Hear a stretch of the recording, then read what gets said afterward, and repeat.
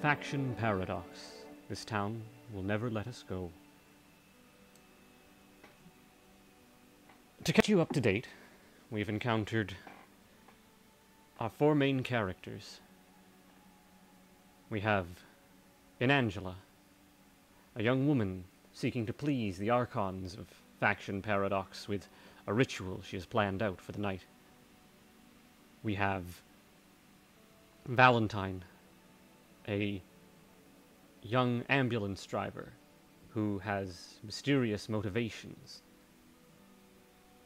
We have Horror, Angela's friend, and stoic, unmovable... what's the word I'm looking for? Stoic and unmovable is perhaps the best way to describe her. And then we have Tiffany Corta, a pop star, but an alternative pop star, just in case you're worried that you're too cool to listen to her.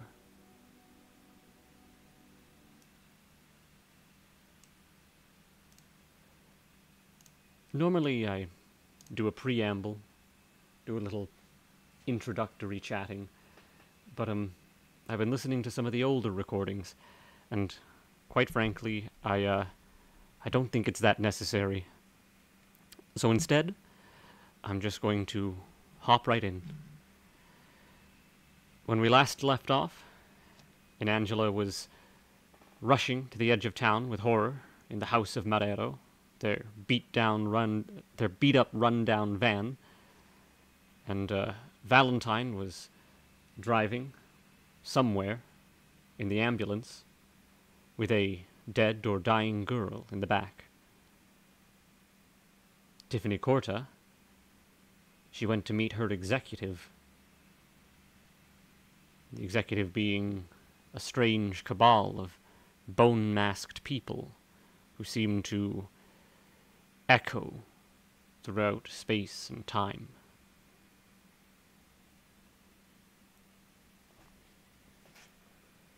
Tiffany is concerned that her image is turning against her, that something strange and terrifying is happening.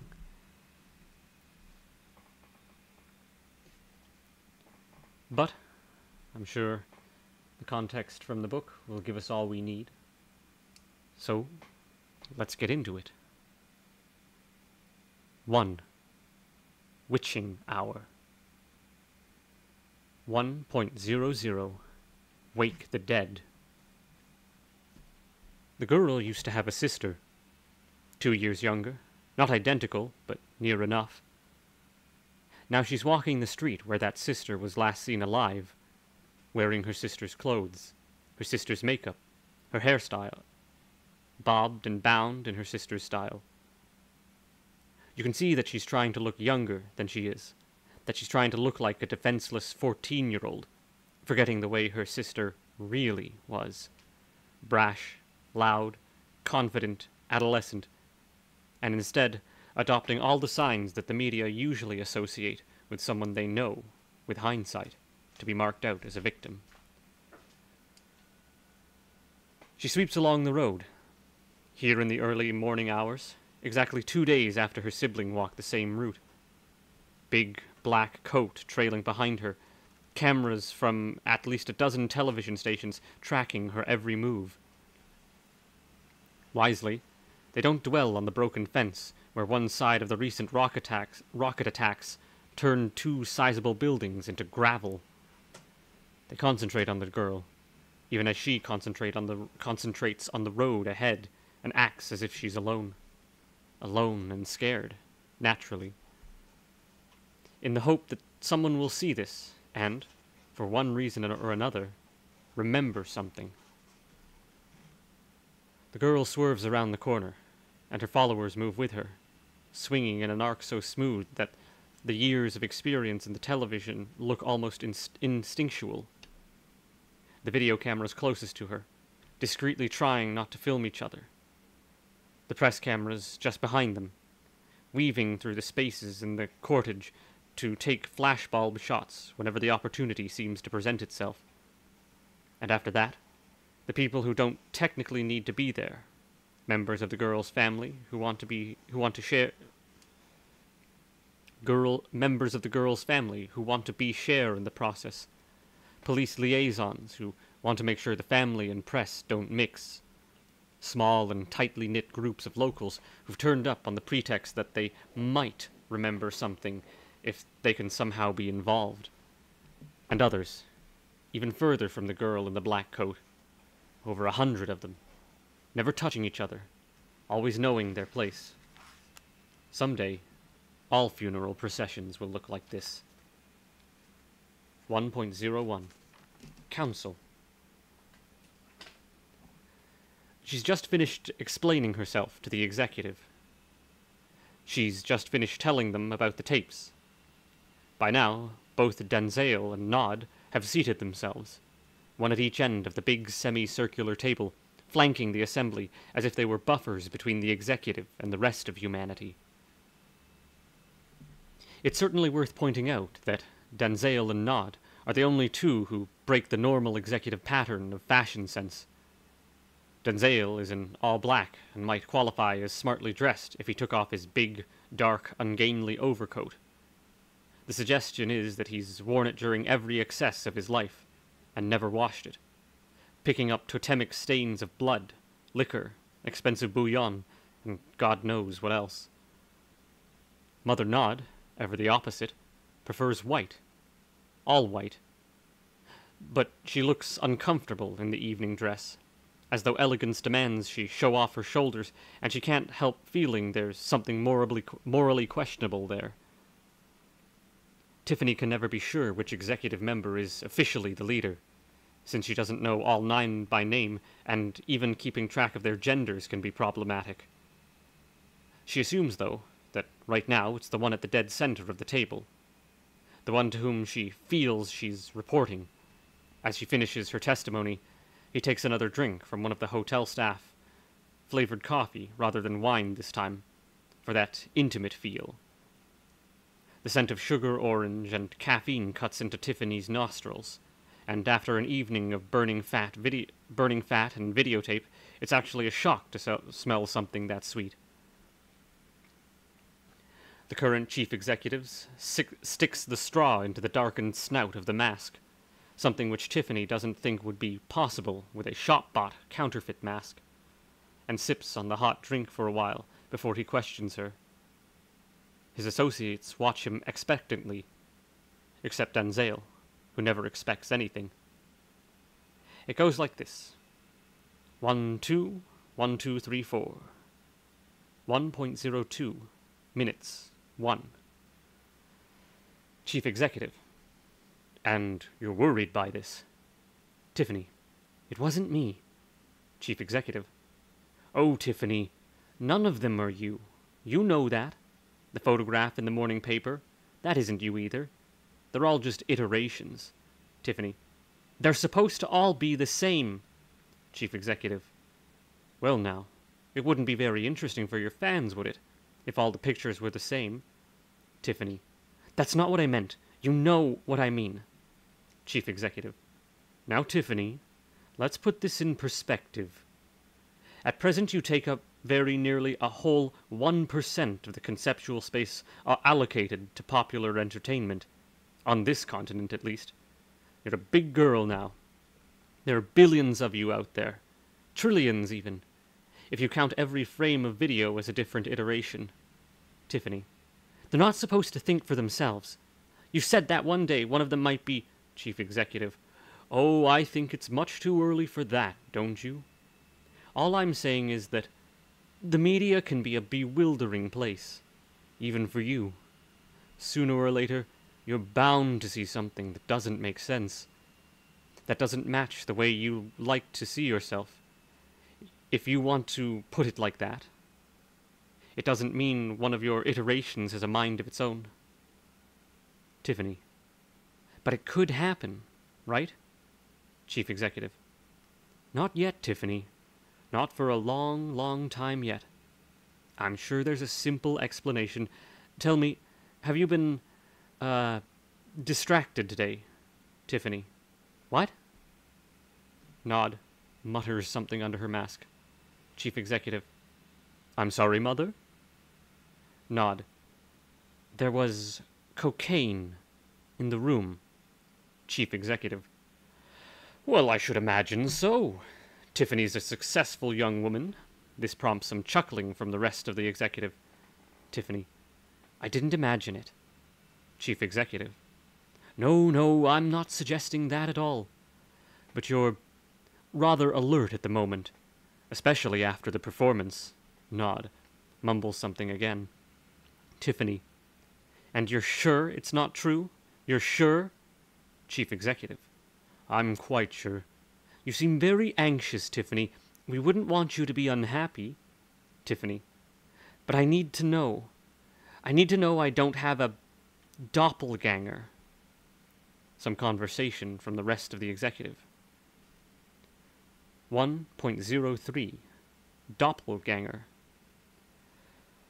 This isn't a word that comes naturally to Tiffany, which is why she pronounces it wrongly. The truth is, she heard it somewhere, the somewhere of magazines that have been thrown away and misremembered, or television programs that were only ever watched by accident. It's a word that's pulled back out of her psyche quite recently, because on some level she knows she must know exactly how apt it is. It's a word that's pulled back out of her psyche quite recently, because on some level she must know exactly how apt it is. Or it could go deeper. Faction Paradox, as a legendary body, has nonce words for everything. Perhaps the faction and the faction-like doppelganger suggests a very specific phenomenon. It's possible the executive even used the word in one of the many documents which aren't supposed to interest the talent at all. That would certainly explain the chief executive's rather guarded reaction, and the way he has to unexpectedly confer with his colleagues before he turns back to Tiffany. 1.04. Minutes 2. Chief Executive. What do you mean by that, Tiffany? Tiffany. Are there more of me? Are there more of me who can think? Chief Executive. They're all you, Tiffany. You know that. Tiffany. There could be others, though, you know? Other iterations. And they could all be making more iterations. Ones that aren't anything to do with me. Nod. All your iterations have something to do with you. That's what we're trying to explain. Tiffany. But... She runs out of words. Chief Executive. I think I see the problem. Tiffany, are you worried that you're not the important one anymore? Some laughter from the rest of the executive. Affectionate, rather than mocking. Tiffany. No, I'm not saying... Chief Executive. You're always the important one. You know that. Wherever you are in the world, and whichever iteration, and we just want you to be happy. Murmurs of agreement from the others, directed at Tiffany. Tiffany. Want to know. Chief Executive. It's quite understandable. You're in a rare position. You have the eyes of, well, 58% of the world on you. And I'm sure there's no cause for alarm. A few frames on a single tape, it's hardly something to worry yourself about. Tiffany. You're sure? Chief Executive. Oh, I'm sure. A pause here. Tiffany. You are the only ones who know about this stuff, right? Chief Executive. Naturally. We're the definitive article. You know that. Tiffany. Yeah, I know that. 1.05. Near miss. 1. Valentine. On the road. Nobody's going to stop an ambulance. More importantly, it's highly doubtful that anybody's going to question the disappearance of the girl in the mask. Her friends, assuming she has had any, will tell the authorities that she was last seen heading for the square.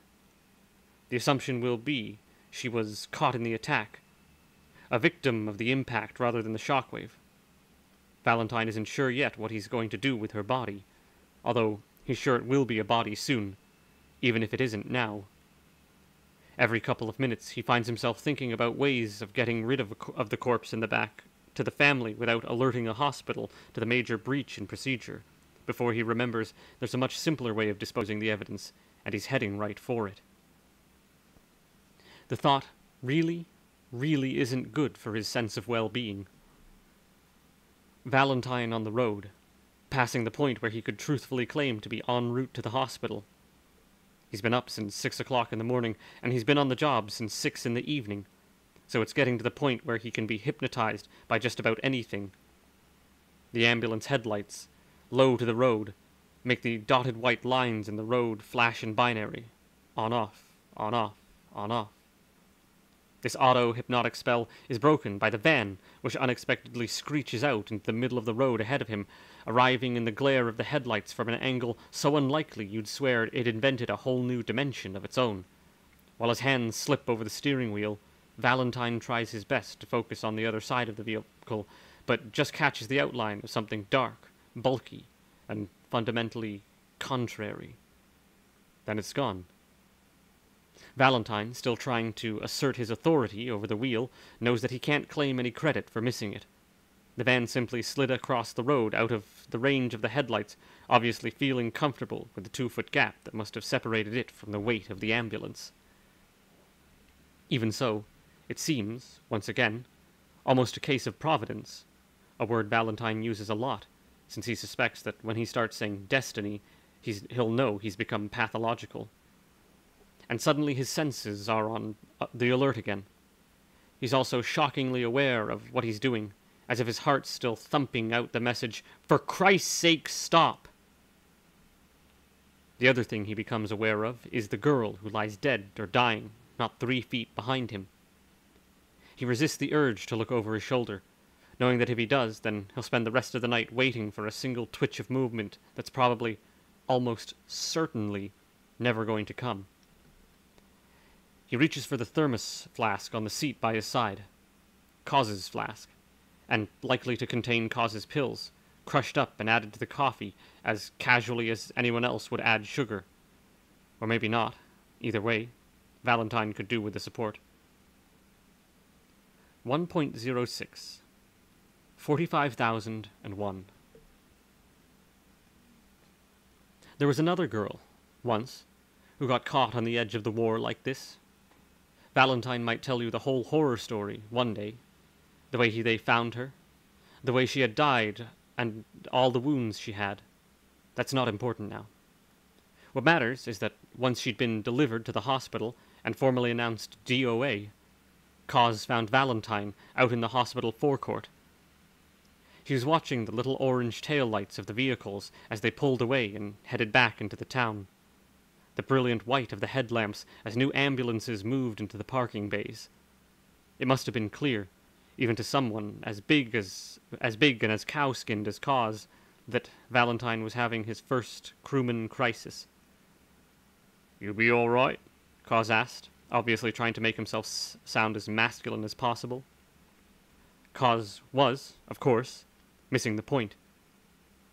He was assuming that Valentine, young, inexperienced, squeamished Valentine, was reacting to the death, or the blood, or just the shape of the holes in the girl's neck. Forgetting that Valentine had, thanks to the wonders of modern media, witnessed nearly 45,000 deaths, faked or otherwise, and countless operations before even reaching his 18th birthday. No, the girl's death was hardly the issue. The problem was this.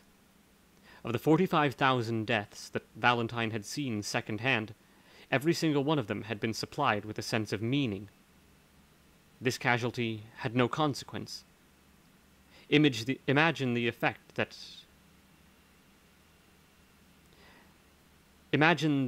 of that on Valentine, with his symbol of protest and his subtly pointed jewelry. But how do you express that to a fellow crewman who isn't, let's face it, the most sensitive human being in the world? "Don't you think it's weird?" Valentine asked. "What?" says Cause, typically. "That nobody cares." Cause clearly didn't think it was weird. "Can't make people care," he said. "It's human nature." And oh, that was the wrong thing to say. It must seem odd to anyone that Valentine should have entered this profession, when he's hardly inclined toward the medical. The truth is, as with so much else in his life, he started along this path to prove a point. That human nature is flexible, at the very least. That some people are prepared to take jobs like this, even though the pay's piss poor, not out of a sense of self or out of desperation, but because ultimately it has to be done. Yes, his occupation is the end result of a political argument that began when he was a spunky adolescent, and which shows no signs of ending now that he's older and a little more war-torn. Can't make people care. How can he believe that's true, when you can make people do just about anything else? When admen condition whole populations as a matter of course, when the wartime powers can tell the world to accept ritual killings as warfare, even if the war makes no sense, when everything in the culture screams that people can be twisted, turned and reiterated into things which seem barely human at all. Making people care, or at least notice that there's something to care about, is important. At least as important as the job he's paid to do, as actually saving anyone's life. He still believes in this philosophy, but he's troubled by the question of how it relates to the girl who's now being left to die in the back of the ambulance. 1.07 Hell. There are far, far too many rumors about the way the war actually works, or at least, how it works in relation to a town like this one. Obviously, the younger members of the community under fire will occasionally claim to be working for, working with, or selling narcotics on behalf of one of the great wartime powers. But it's like watching a 5-year-old boy who, not being aware that he's really so small, stupid, and chubby-looking, tries to convince his friends that he's been trained to fight by a master ninja. One of the most popular stories involves the way the higher powers train and recruit their soldiers. The ground-level troops, say the story, are recruited right from here, from the streets of the town itself, and from a million other towns like it. They start out as perfectly normal people, but then they're subjected to a form of brainwashing like nothing else in the world. A quite specific form of hell. Each subject finds himself in a room full of television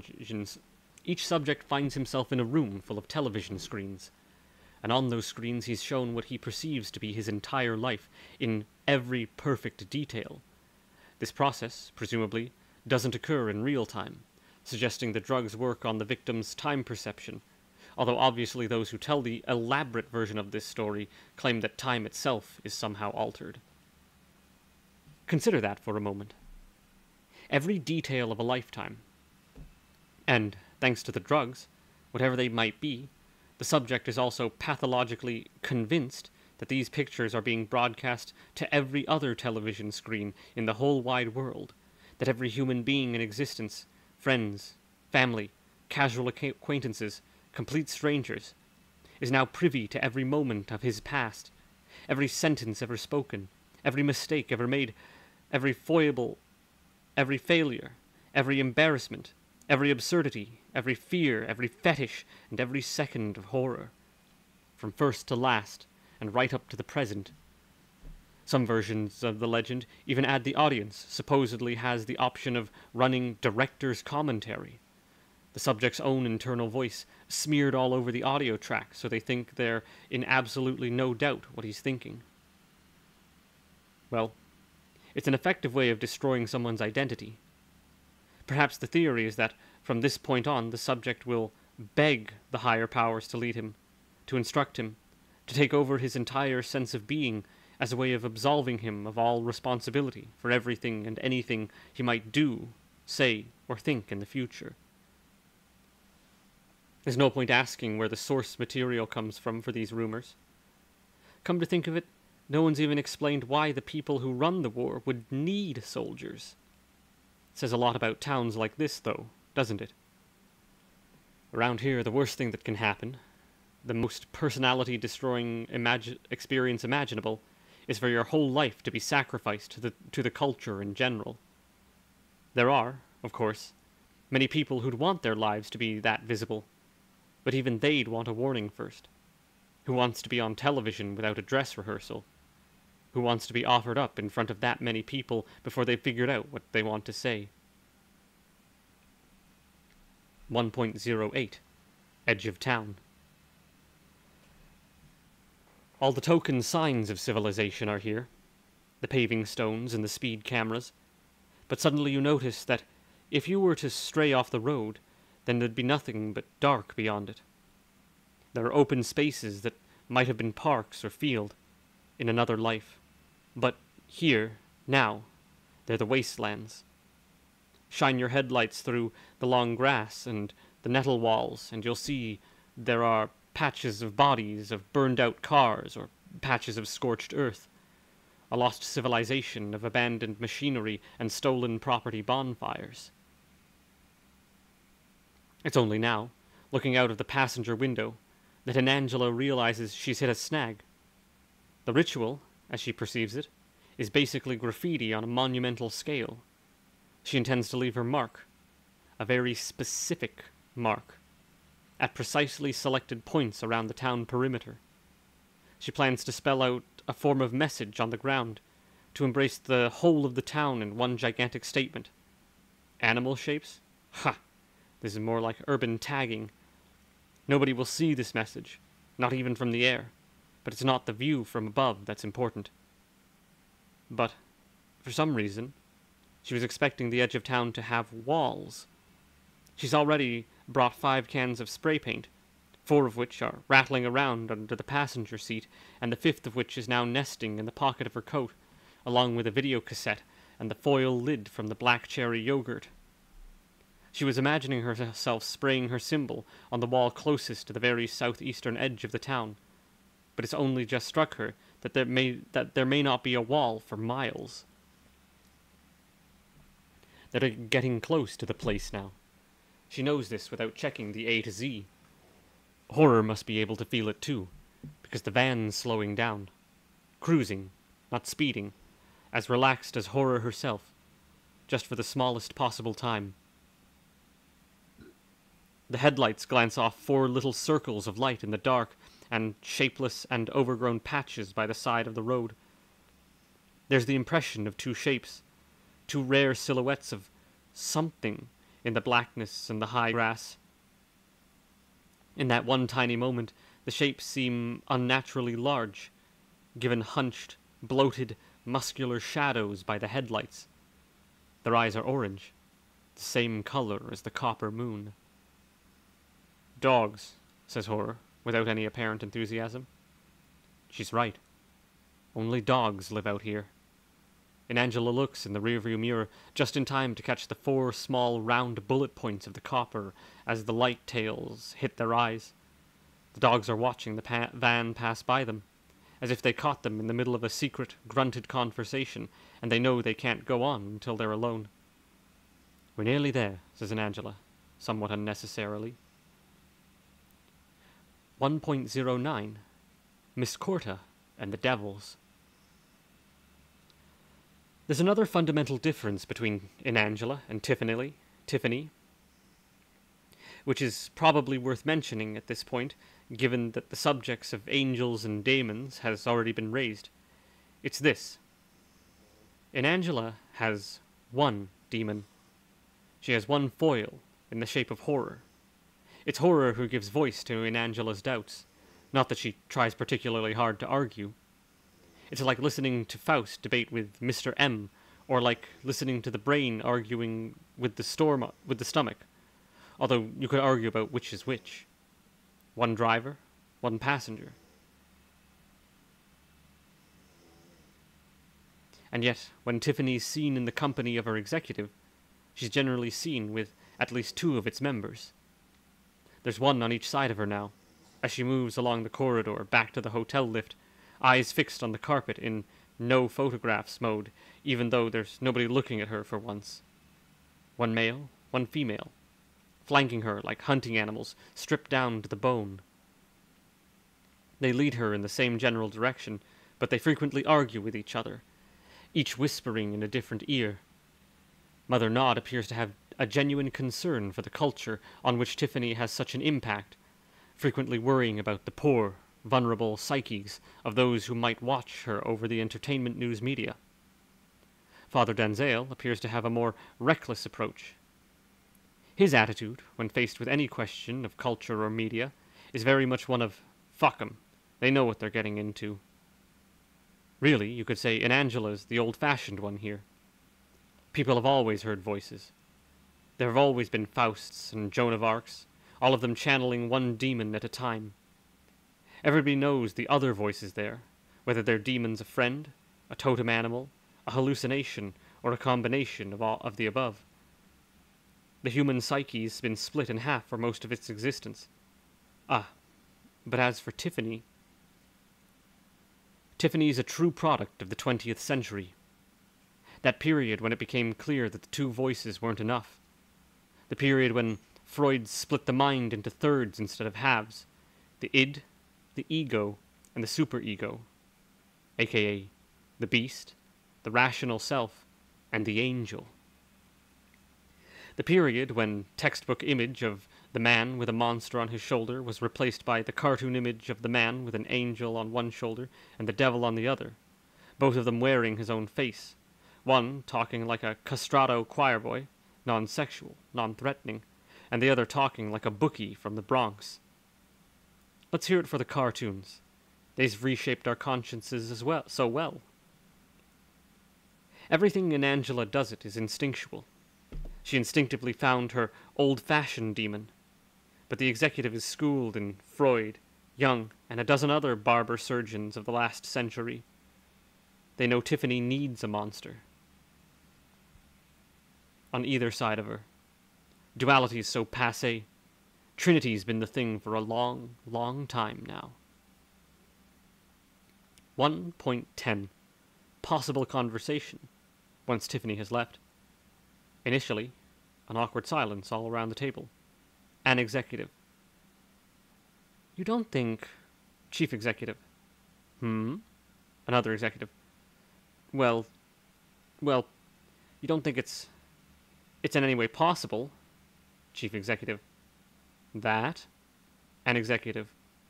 That she really does have a doppelganger. Chief executive. You are aware, of course, that this is the real world. Another executive. But it's what we said would happen. Eventually. Chief executive. I think, Leslie, that you're rather confusing the philosophy of the thing with the practicalities. 1.11. The Wasteland.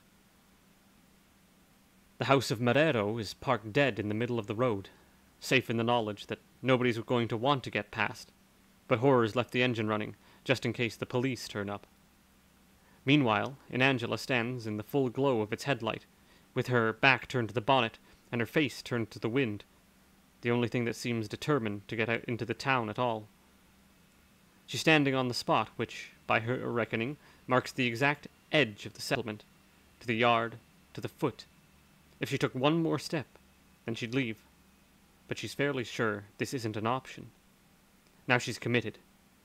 The town won't let her get away until she's completed the circuit. Which obviously now makes her tempted to take that step, just to see whether it's possible or not. She decides on a count of 3. And Angela does everything important on a count of 3. Lots of people do. 1, 2... "Hey," says Horror. And Angela scowls. She's not someone who likes being disturbed mid-process. She looks back, towards Horror, who's leaning against the side of the van with her rump resting against the handle. Turning around means turning towards the headlight, so Angela has to narrow her eyes and wrinkle her nose, and in the glare she doesn't immediately notice what's got Horror's attention. When she does see the shapes gathering around the house of Marrero, that's all they really are. Just shapes. Just big, bulky chunks of the dark that have broken away and moved into positions of their own accord. This scene isn't best seen from an Angela's perspective, so 1.12, heightened POV.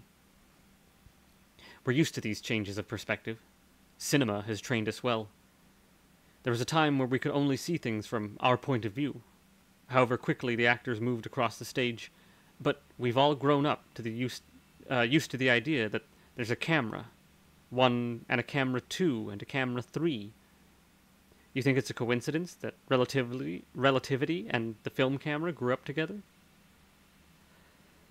Picture the scene from a high angle. The picture's in black and white. The edges are blurred, as you'd find in amateur video footage, which is how we know it's real. Only in Angela, standing in the beam of the headlights, is so bright that every feature becomes well defined.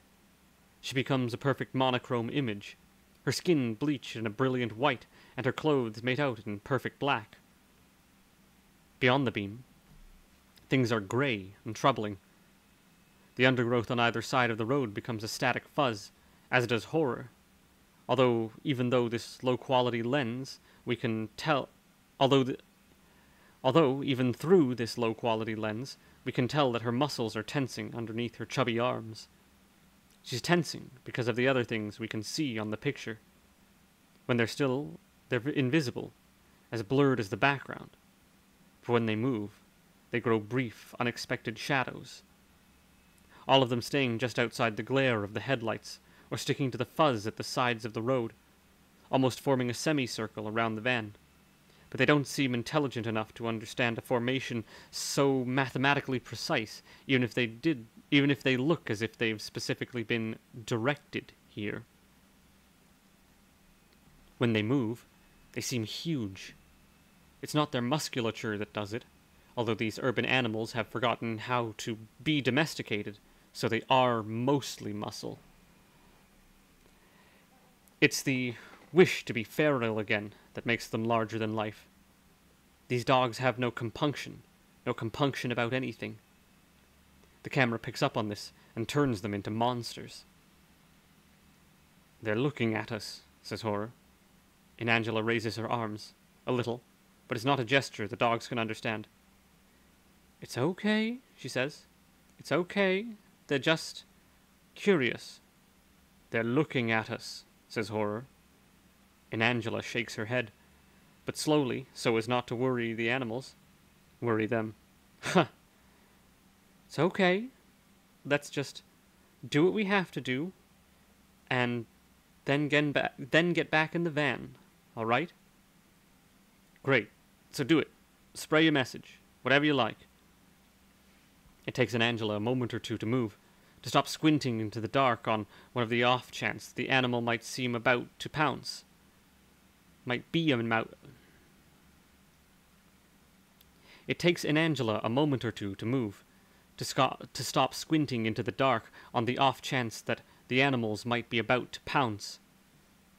When she does, she seems a little bewildered. She's looking for something.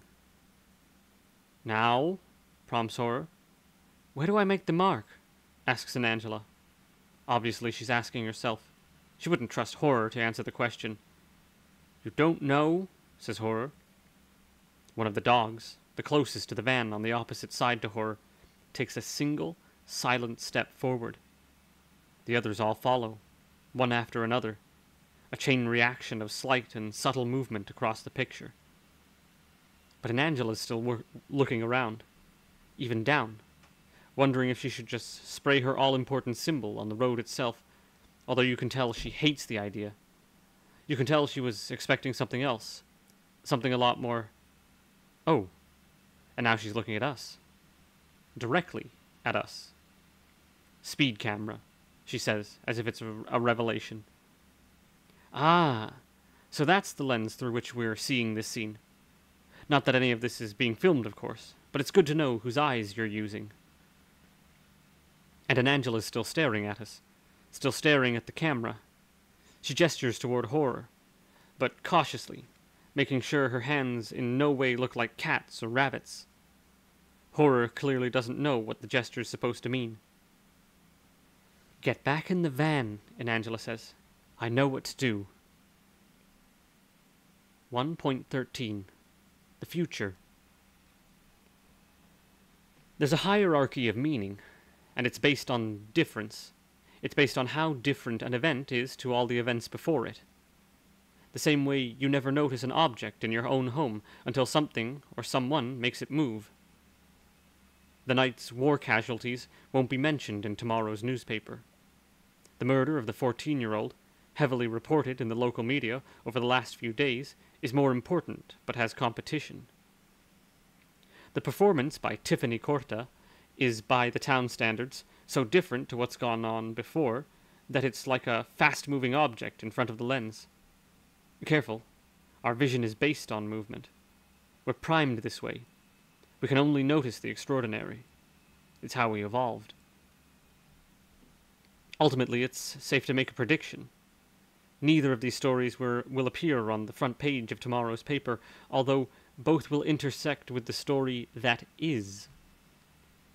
With all these rituals taking place at once, inside such a small space, this town, and inside one single system of thought, also this town, something's bound to turn up. The question is, which of our many suspects will be responsible for bringing on the crisis? 1.14 Elsewhere. It's not the best part of town, to be honest. It's probably within a shot of being the worst part of the town. But since this is a town and not a city, there are, at least, precisely defined limits to how bad things can get. There are low-rent housing blocks on either side, a four-way crossroads up ahead with more low-rent housing, blocks spreading out. No, urban sprawling out. That's what housing blocks do. In all directions.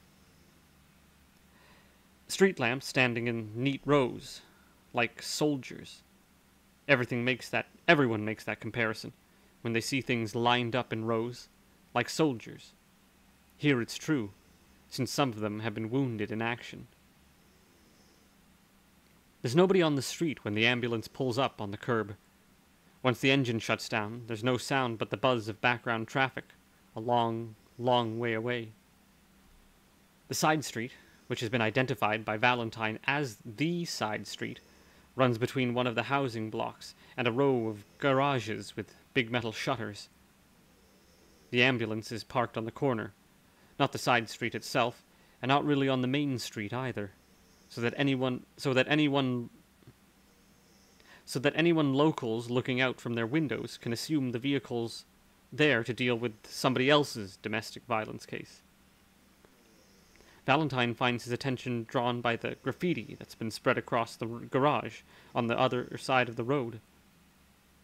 Much like the graffiti in the alley where Cos let the poisons out of his body, much like the graffiti you see everywhere now.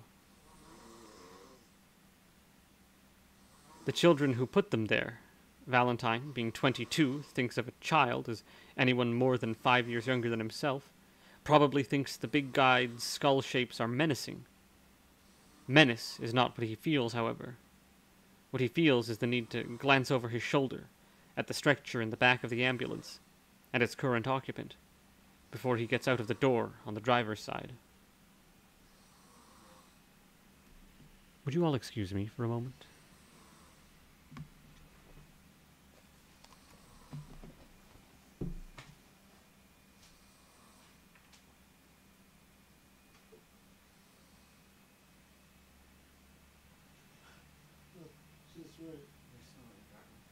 Sorry.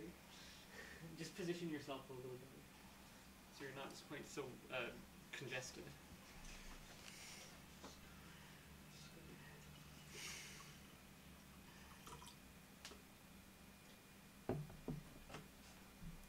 Thank you all for your patience. I don't know if the snoring was picking up on the microphone, but I wanted to make sure. If you just put your head on the other side, it'll probably be okay, but it was getting a little loud. Although, that's probably good subconscious programming.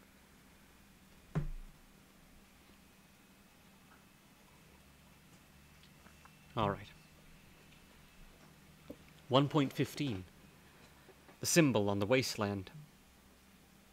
The speed camera works much in the same way as any other. It contains a mechanism designed to latch onto vehicles moving above a certain speed, and when triggered, it takes a photograph very, very quickly. The photograph is then transmitted, via routes which remain obscure, if not exactly mystical, to the local authorities. The image, which has just been taken by the token speed camera of the southeastern edge of town, is unconventional, however. The vehicle it depicts is a black van, heading back into town at speed, although the van's very nearly incidental. It may have triggered the camera, but it's not the focus of the image. The focus is the symbol that's been daubed across the lens. In fact, the symbol's drawn in spray paint, but the lens isn't a big one, so it looks as though someone's dipped their finger into the paint and smudged it across the eye of the camera. The symbol is much like a figure 8, but turned onto its side. There's what looks like a bow in the center of the loop, giving the suggestion of a serpent head, and the uncomfortable implication that one end of the symbol is eating the other. In addition, the curves of the shape have been made much too angular, so it's halfway between a figure 8 and a pair of opposing triangles. Each of the two spaces between the serpent's coils has been filled with a much smaller symbol, but the paint is thick and runny, and it's not quite clear what these other shapes are supposed to be. Some automatic function of the town is going to find this image, soon, and feed it back to some unseen control room at the heart of the community. The symbol's going to travel all the way through the town's invisible nervous system, all the way from the outskirts to the core. One symbol, printed into the town's subconscious. It won't be the last. The dogs are watching the van as it speeds away. They, too, could be storing its image, though God knows who's ever going to see it, or who the dogs report to when nobody else is around. 1.16. The meaning of life. Happy now, says Horror. That's just the start, and Angela tells her. Now we see Miss Ruth. It has got to be said, though, and Angela does seem happier. Now the first part of the ritual's in place, and the first of the symbols has been pumped into the town's heart. Now she's been involved in the breaking of at least two minor laws in the process. And deep down, under the earth, or on the very bottom of her subconscious, or quite possibly both, something's moving. It's held in place for now, but all it needs is to be acknowledged, and it can tear its way up out of the ground and change the world forever. And as an Angela's symbol continues to burn itself into the film of the speed camera, it feels its tethers start to break and realizes that it's at least capable of flexing the occasional muscle. 1.17. Meaning, the movie.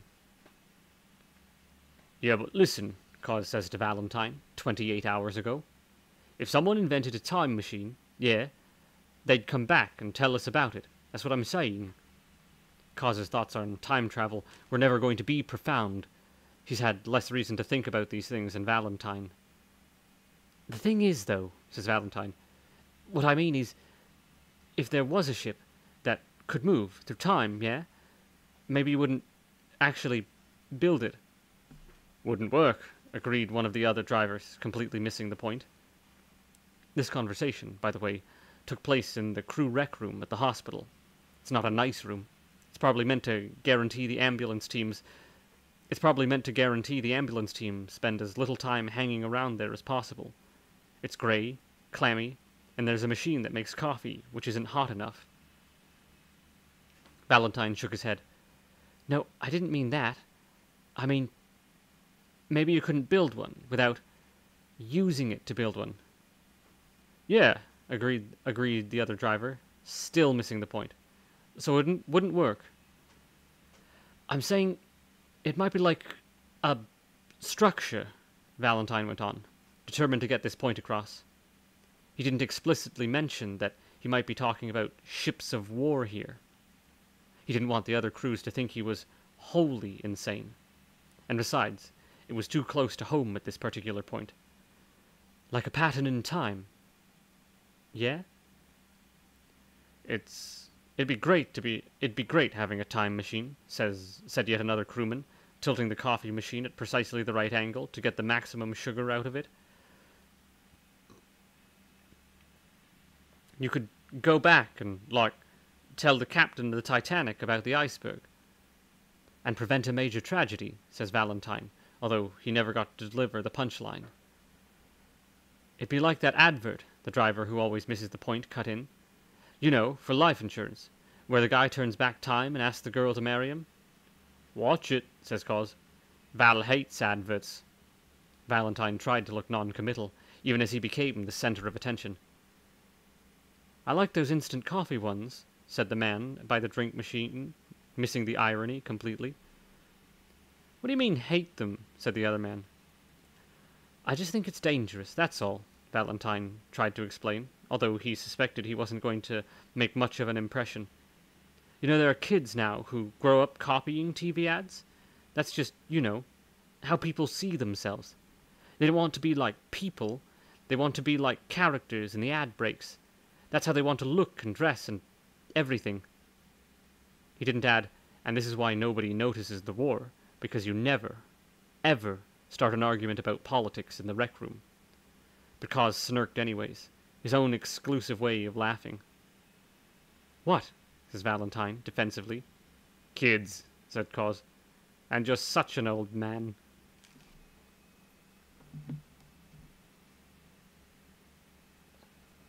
I need some eye drops. If I have some, I should have some lying around here. There you are. Staring at a screen all day and for 3 hours does tend to, how do you say, wear down on the eyes.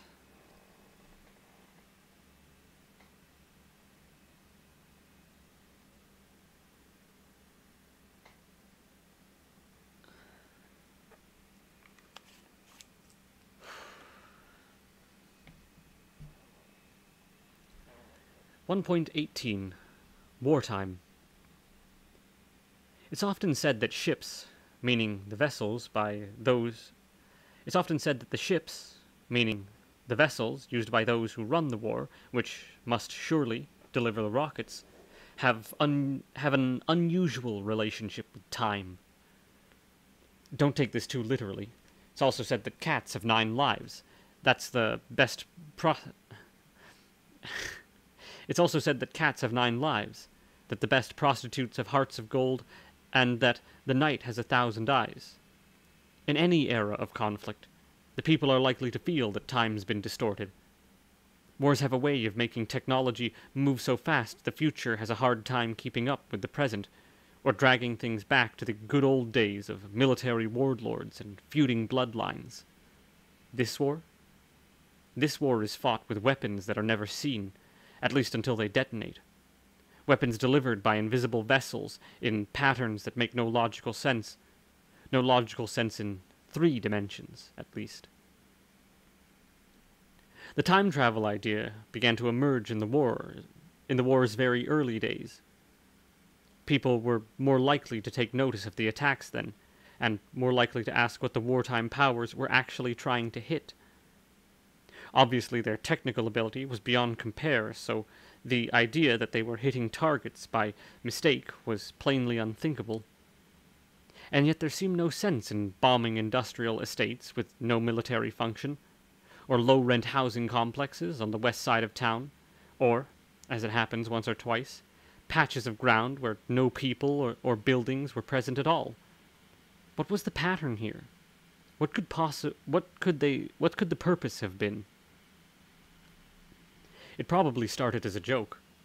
Someone, maybe in one of the less brutal newspapers, perhaps suggested the higher powers were so advanced that they knew what the valid targets were going to be before they became valid targets. There's no military facilities there now, but just you wait. They could have the most appalling weapons imaginable before long. There's a subtle line between a joke and a metaphor, though that's the whole time travel theme though there's a subtle joke between there's a subtle We're going to take a 1-minute ad break. I need a moment.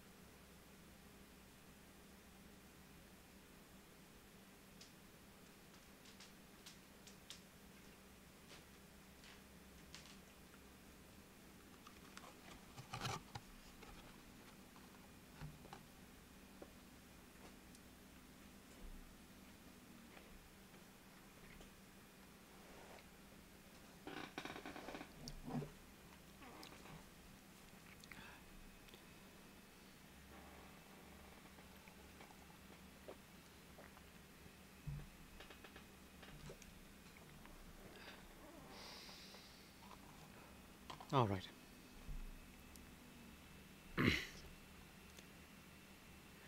There's a subtle line between a joke and a metaphor, though, and the whole time travel theme crossed it some months ago.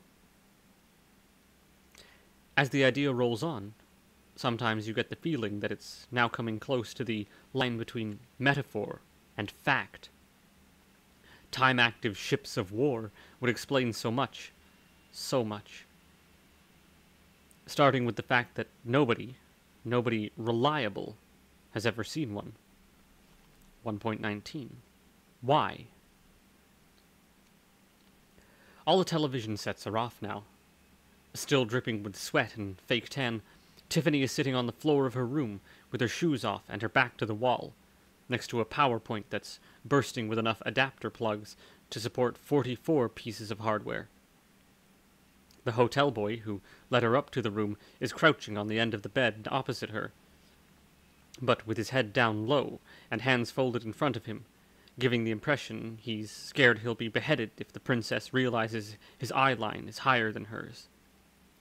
He's clearly honored to be left alone with her. He smiles at her whenever he's supposed to look sympathetic, and tries to be witty in her presence. She thinks she likes him. But they're not really you, he says, still keeping his eyes on the carpet. They're just pictures. Tiffany snorts. Really snorts. Foil is involved. Okay, she says, trying her best to sound as convincing as the chief.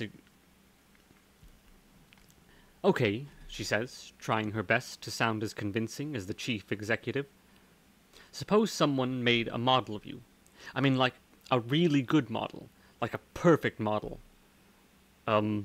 Says the boy. I mean, perfect, Tiffany goes in. Every little piece in the right way, on the inside as well as the outside. Every little, what do you call those things? Little things. Cells? No, smaller than that. She tries to demonstrate small, with the help of 2 fingers, a single flake of cocaine. Atoms? Tries the boy, who's educated, of course. Yeah, so it's a perfect model, right? All the atoms are in the right places, and things that are smaller than the atoms, all in the right places, even the brain. Can they, make models like that?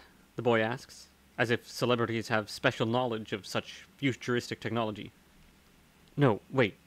Tiffany thinks for a second. Don't know. Don't think so. Listen. Just say what they made a model. Just say they made a model of you. Like that. What it'd be like. He's not sure what she's fishing for here. Well, it'd be like me. Wrong, says Tiffany, making it chime like a bell. The same as the really good high note at the end of Live for You. It wouldn't be like you. It'd be you. It'd have, like, all the same thoughts in its head. His head. Whatever. You know, all the things you remember. He'd remember. All the things you like. He'd like too. Yeah? She's secretly thinking, he'd like the same kind of sex, because she's hit that point in the night, even though she knows she's not going to break protocol. She remembers the statistic about blah blah blah % of men having certain reactions to certain parts of her performance, and without even thinking about it, lifts her arm over her head, putting her hand at the nape of her neck as if she's fixing her hair. But the boy just screws up his eyebrows, and doesn't even look up from the floor. No, wait, he says, which is the first time he's risked disagreeing with her. It wouldn't be me, because it'd be made out of different bits, different atoms, just in the same, shape. Wrong, Tiffany says, but she's too tired to chime again. That's wrong, because 1.20. Because nobody's ever made up of the same bits they think they're made up of. We've all been here before, but it's worth remembering. They say that in the course of 7 years, every cell of flesh and blood and gristle in your body gets replaced. One cell dies out, ready for a new cell to slip into the exact same position. 7 years. 7 years ago, we were completely different people, and 7 years from now, we'll be bad copies of the people we are today. Already, most of our memories are fake. Nth generation reproductions, getting fuzzier every time the information's passed from the connection to connection. Mistakes get made, other factors intervene, and the copies lose more and more definition. Not just memories, but bodies too. None of us is the original article. As a great man in a pulp sci-fi novel once said to an artificial human being, not that such a thing might be possible here, in the real world, the continuity is all that matters. The information. Where atoms are in relation to each other, not where they come from. What we are is in the context, not the material itself. An exact copy always is the original, so it's lucky there are no exact copies of anything in the world, or it'd be terribly, terribly insecure. The conclusion? The conclusion that even Tiffany has reached, and, let's be horribly brutal, she's not the smartest one around here.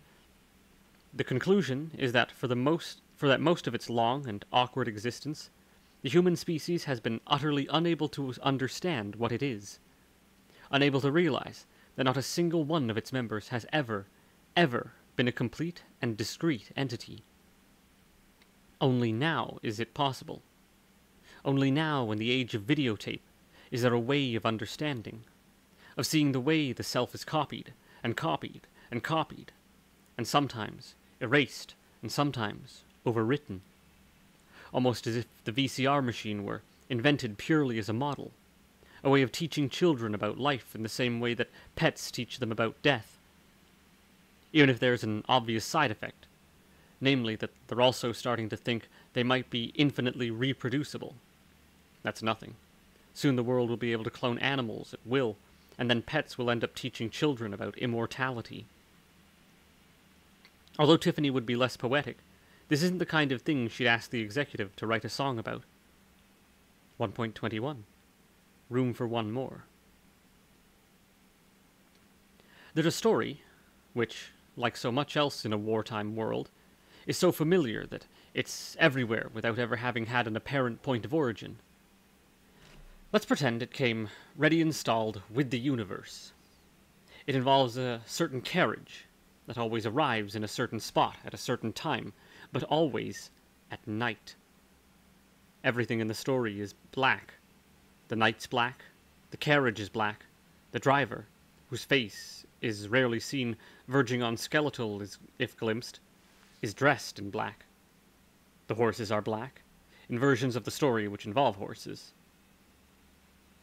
The driver will be waiting for somebody, the implication being that he could be waiting for anybody.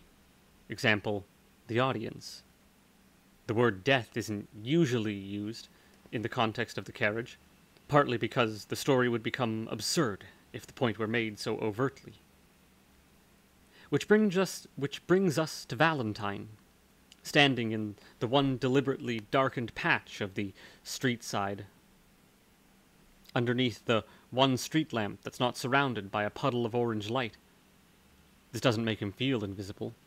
It puts him at the very center of attention, which makes him understandably uneasy. He's the only human being on the street, but that just makes him feel like a big bright target in the dark. He's become all too aware of his ambulance crew uniform. In theory, it gives him protection, since a medical worker can give just about any reason for being here to a passing police patrol. Right now, Valentine's thinking of a shell-shocked, "This girl died in the ambulance, and I'm just, trying to get my nerves together." But it also marks him out as vulnerable. Valentine was expecting to make the rendezvous at 1:15. As it turns out, it takes the car another 6 minutes to make its presence felt. The first time he sees the vehicle, it drives on past, circling the block before it comes for him. But he knows that it's here for him, and nobody else. Need it even be explained that the car is black? Limousines have something which horses lack. Their blackness shines. They're the perfect evolutionary form of the story of the black coach, smoothed out and streamlined over the generations until there doesn't even have to be a driver visibly behind the tinted windscreen, until the bloody-eyed horses of the pit become the glaring headlights, until the vehicle's ability to appear out of the night without warning becomes the hiss of a finely tuned engine. Ideal camouflage against the background noise of any town or city. Valentine doesn't know as much about cars as either in Angela, who's learned from watching horror try not to hit them, or Tiffany, who knows the most expensive breeds of their usefulness in video. Or Tiffany, who knows the most expensive breeds from their usefulness in video. All he knows is that when you absolutely have to be back at the casualty department in a hurry, not like tonight, some vehicles get in your way more effectively than others. So he can't be absolutely sure that the car is a limousine. As such, he just knows it's his turn for a ride. 1.22. What? That's interesting, the boy tells Tiffany. He's not humoring her. He honestly thinks it's interesting, which is to say, he thinks it's interesting that it came from her. Pop stars are supposed to have opinions about other pop stars, preferably favorable, and about world politics, and as long as they don't specifically favor any one political faction. Standard celebrity protocol when it comes to discussing the war is show compassion, but on no account suggest it should be stopped. They're not supposed to talk about the cellular death and replacement. Soon he's going to ask her who told her all of this. She's sure of it. That's really interesting, but... He glances at the huge black plastic mass of televisions and video recorders at the end of the bed. Tiffany finds herself glancing with him. "Oh, she says. Oh, right. Well, that's me, right? I'm like that. I'm kind of everywhere. She prepares another line of cocaine as she says it, just to make sure she'll be in even more places soon. The boy is nonplussed. I'm everywhere, Tiffany exclaims. I'm on TV, and I'm on video, and I'm on fan sites, and I'm just everywhere. But that's not really you, is it? The boy tries, bringing things full circle. Yeah, it is. That's the point, right? Because it doesn't matter where any of our bits are. She shifts her leg as she says bits, maybe some kind of involuntary sex reaction, and notices the way the boy tracks the movement of her calves. It doesn't matter, she goes on. The only thing that matters is the thing.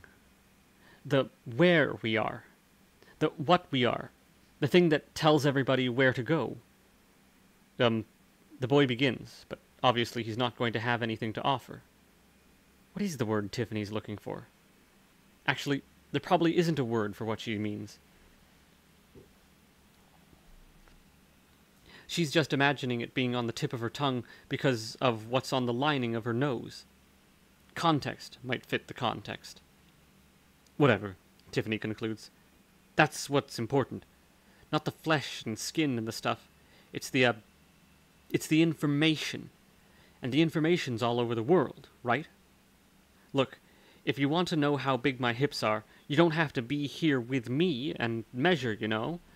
You can just look at those tapes. You can see. But that information isn't very, detailed, the boy points out, clearly not trying to think about the width of her hips. And you sort of are. Detailed, aren't you? Tiffany shrugs. Don't know, she says. 1.23. The lesson. In fact, Tiffany's executive has given her the answer to this question. Its own answer to this question. But Tiffany's forgotten it. Their answer is this. There are billions upon billions of pieces of information in one human face. Proportions, distances, pigmentations, exact combinations of cells and patterns and possibilities. One man looking at an image of that face will only be able to take in a few thousand of those details at a time. But that observer will make judgments, make connections, compare that face to all the other faces he's ever known, store it in his memory among all the other memories, adding new layers of meaning to what the face is and what it represents. By the time the process is complete, his version of that face is worth several million pieces of information, not just several thousand. Now imagine that a billion different people see that image of the face. Now imagine that there are a billion different images. The lesson is this, Miss Corta. However much your face is worth, whatever value it has in terms of information, it's just the tiniest fraction of your uber face, the great mass of data that's made up from all your faces and the way all the people see them. And suppose they knew what you were like on the inside. Would you have an uber brain as well? Who are you? 1.24. Swallowed. Valentine is fairly sure the door of the great black car isn't opened by hand. There's a muffled electrical click, and the door springing open by, not more than an inch. It's for Valentine to take the last step forward, the edge of the pavement, and do the degrading, menial work of pulling the handle. He's going, say the goblin people behind the curtains of the houses. The interior of the vehicle can't exist in the same universe as the street outside. That wouldn't make sense. Opening the door releases more things into the world than Pandora's box. The smell of something more reptilian than leather. The beat of a music system so sharply honed that delivers every note with a precision no human musician could ever match. The pulse of the bass dictates the heartbeat of anyone who hears it. Every vehicle is a little world unto itself, but most of them at least try to stay in some contact with the world they're passing through. He's taking the ride, you can hear the goblin people say. Standing there on the curb, hunched over and squinting as the world inside the car makes itself known to him, Valentine can't help but feel faintly ridiculous. But it's his place to feel ridiculous. It's hard to get into worlds like this unless you go crawling on your hands and knees. Too late, say the goblin people. Too late. 20 seconds on, and the vehicle drifts away from the curb with its new passenger hidden behind its closet. 20 seconds on, and the vehicle drifts away from the curb with its new passenger hidden behind its coffee black windows, the light and the smell and the sound having been sucked back into the dark, shiny body. 1.25. Meeting horror. There's a saying that you can't go home again, which is ironic if you live in a town like this one, doubly ironic if all towns are one town. And Tiffany isn't the only one who thinks of every burger restaurant and coffee shop being the same place. But it makes more sense if home is what you used to do instead of where you originally came from. There was a night, not so long ago, when Angela went back to one of the neighborhoods near where she was raised and, guess what? Torched one of the neighborhood watch signs there. Except that watch signs have gone high-tech since she was young, so her lighter only scorched the edges. But the intent was there. Her version of walking under a ladder, just to spite the superstition. 10 minutes later, she was in the back of a police car. See? Can't go home again. Can't perform the rituals you used to perform when you were a child or a so-troubled adolescent. That's initiation for you. Kids can burn the signs at will and remain invisible. In fact, becoming invisible may well be part of the point of the ceremony. But nobody over 17 shall attempt the same and go unpunished. That was the night she first met Horror, because Horror was already in the holding cell at the police station, sitting with her back to the wall in the strip lighting of a grubby little white room, staring at the paneling and apparently trying to figure out which square to push to unlock the secret exit. And Angela's first thought was, naturally, drug arrest. This has never been concerned, incidentally. And Angela paced the cell for, 10 minutes or so before she managed to find an opening conversational gambit. In the end, the right thing to say turned out to be the simplest thing imaginable. She began with the traditional gesture of facing her cellmate, raising her hands slightly, then letting them slap against the side of her leather coat. Then just said, "I'm an Angela, by the way." To which Horror said, "I'm Horror." 1.26. Coincidence. Horror. Can you imagine the terrible effect that had on Angela's psyche? She'd already been punished once for performing a badly judged, no longer fashionable ritual. Punished like the Sorcerer's Apprentice and all those brooms. The whole object of the exercise has been to dispel all thoughts of the great urban horror. And now this. A girl, an individual, a thing, claiming to be horror itself. Could it be true? Could this town be the evil essence? Could this town be the evil essence of every town, given human form? Or perhaps some dreadful messiah, the flesh and blood part of some horror-related trinity involving the town, the war, and the girl with facial piercings? But this turned out to not be the case, and Angela and Horror just ended up talking about boots for half an hour until the police let one of them go. The other waited for her new friend outside the station, displaying great compassion and loyalty in the process, although these days each of them has a different memory of who got released first and who waited. Even so, when Angela thinks of Horror, her first instinct is still to think of a force of nature as so much as a partner in crime. Something, someone, who arrived at the end of an otherwise wholly unsuccessful piece of ritual. 1.27. The Faction R. "So you're doing this 'cause you want to meet Faction Paradox," says Horror. "No," says Angela tells her, most emphatically too. "The ritual's its own reward. You're just hoping Faction Paradox turn up at the end and give you yet another reward. Shut up. They should just have a website.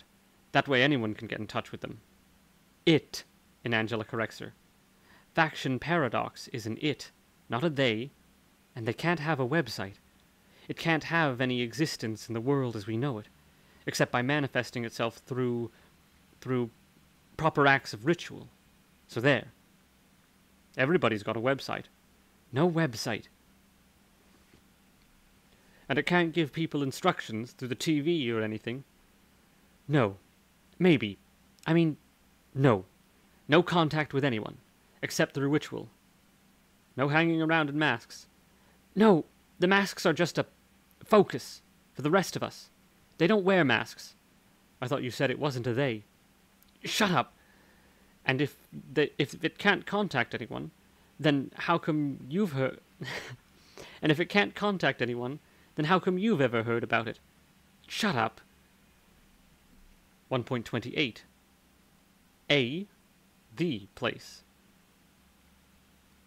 This place, this shrine, is lit by candles. Candles make you think of a church or power cuts, depending on the generation you belong to.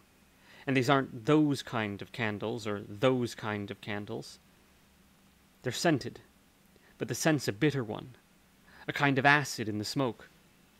If you looked hard enough, you'd find the bones and bodies of lizards crushed into the wax, filling the air with sour, hallucinogenic poisons as they burn.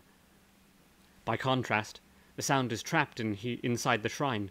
The constant da-thum, da-thum, da-thum has no way of escaping from this place. It's like being inside a coffin, like not being able to dig your way out of the ground.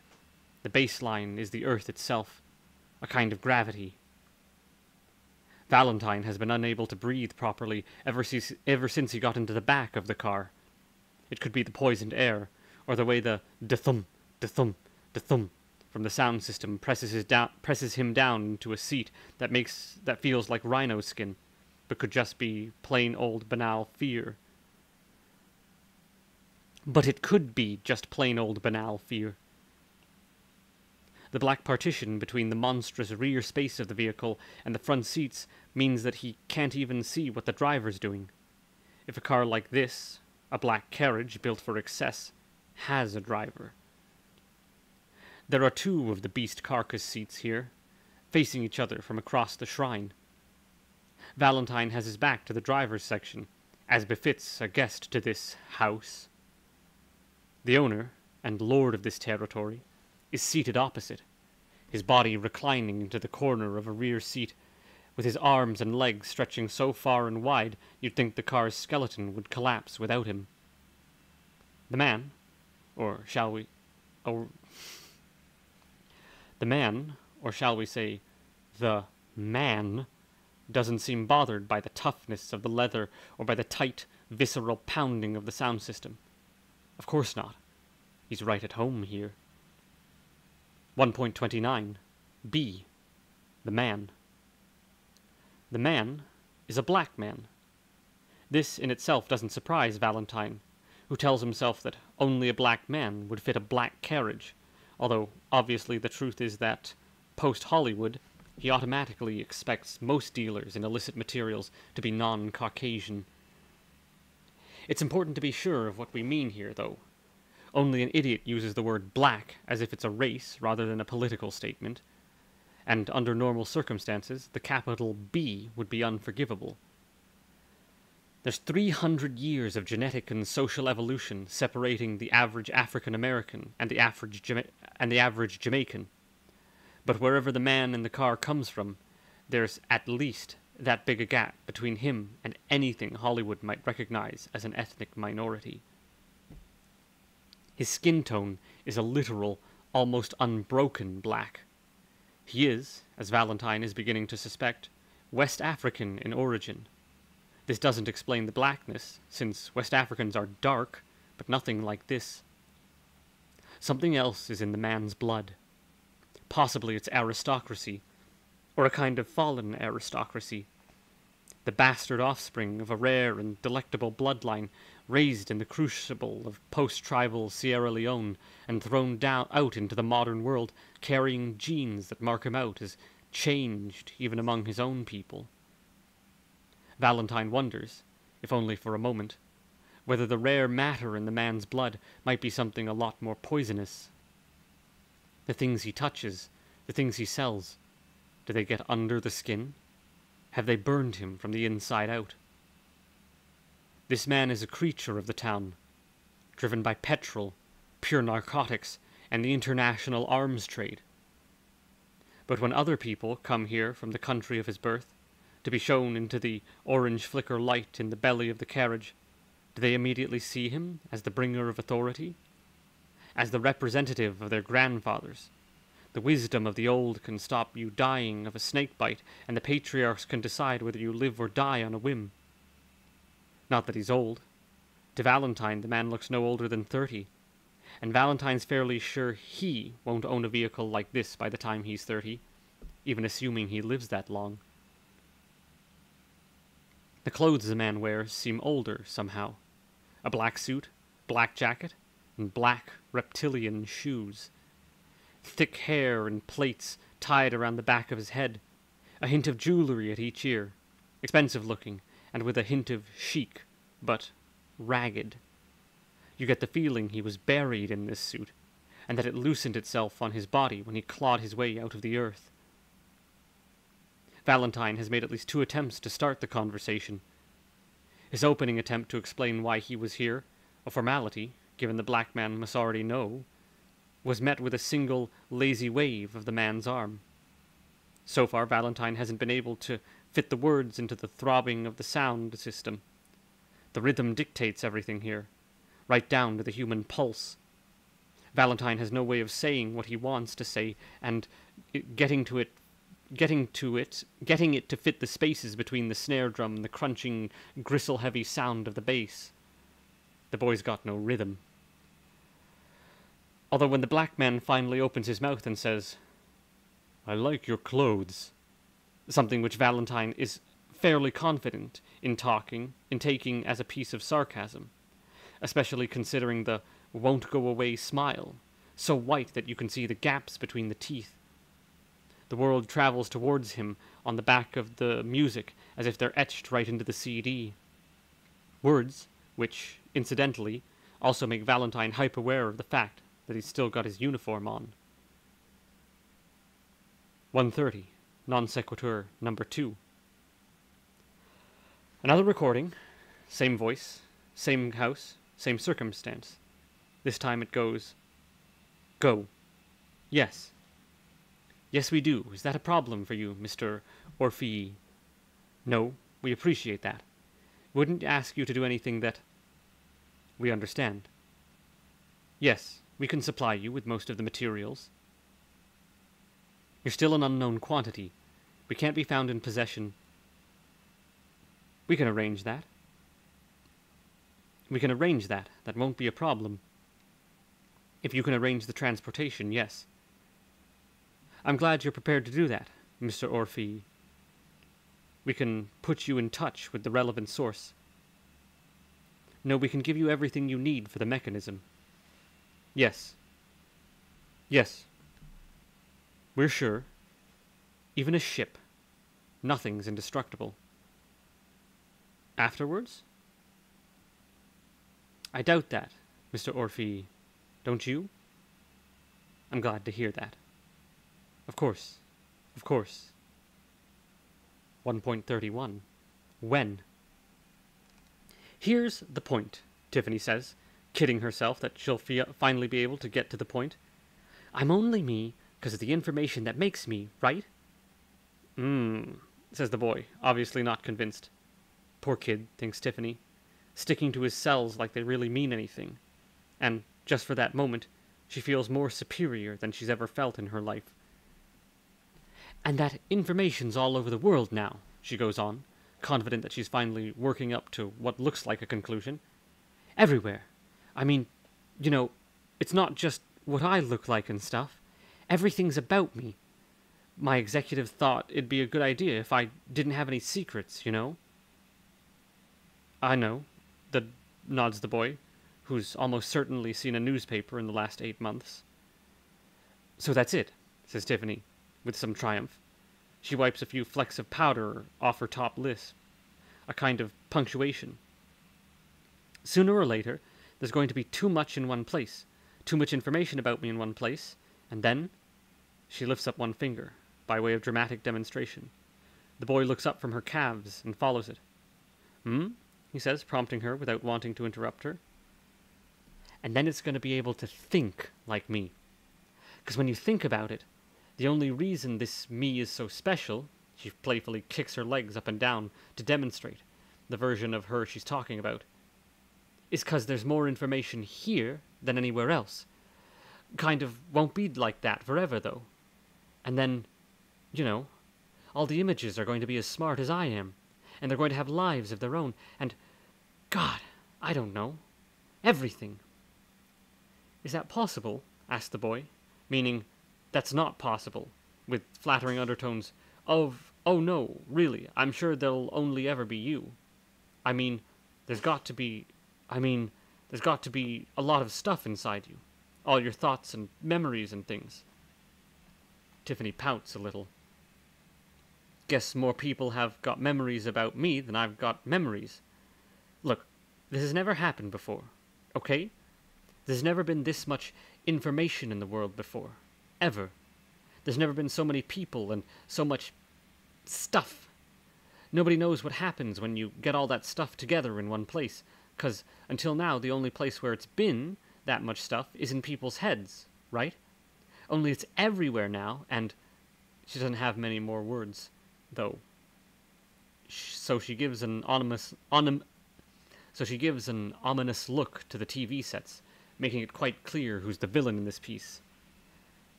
She says. I can't believe that, says the boy, contradicting her outright at last, but only with a possible undertone of flattery. I can't believe there's more stuff about you out there than inside your own head. I can't believe your image is smarter than you are. Aw, sweet. 1.32. The others. How can Tiffany tell him the truth? How can she tell anyone the truth, let alone herself? The fact that she can so easily believe it. She can believe it because she sees her own image wherever she goes, and sometimes that image is doing things she doesn't remember doing. Wearing clothes she's sure she's never owned, or looking thinner than she's been since she was 15. Her executive insists this is because the world is full of false images, doctored pictures, and computer-enhanced magazine shoots, but they've never explained whether these are also part of her fat-bottomed, rapidly expanding uber-self, so it's hardly reassuring.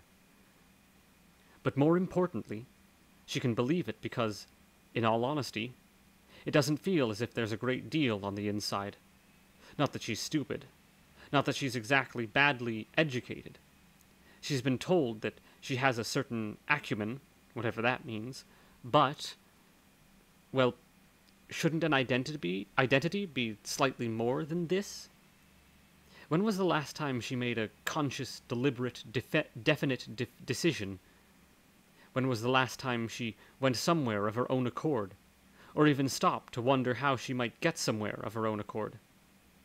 When was the last time she had an opinion that didn't involve her nail color or the canopies on the rider? I don't think I said that right. Canaps? By contrast, the many Tiffany Cortes she glimpses on her travels seem positively deep.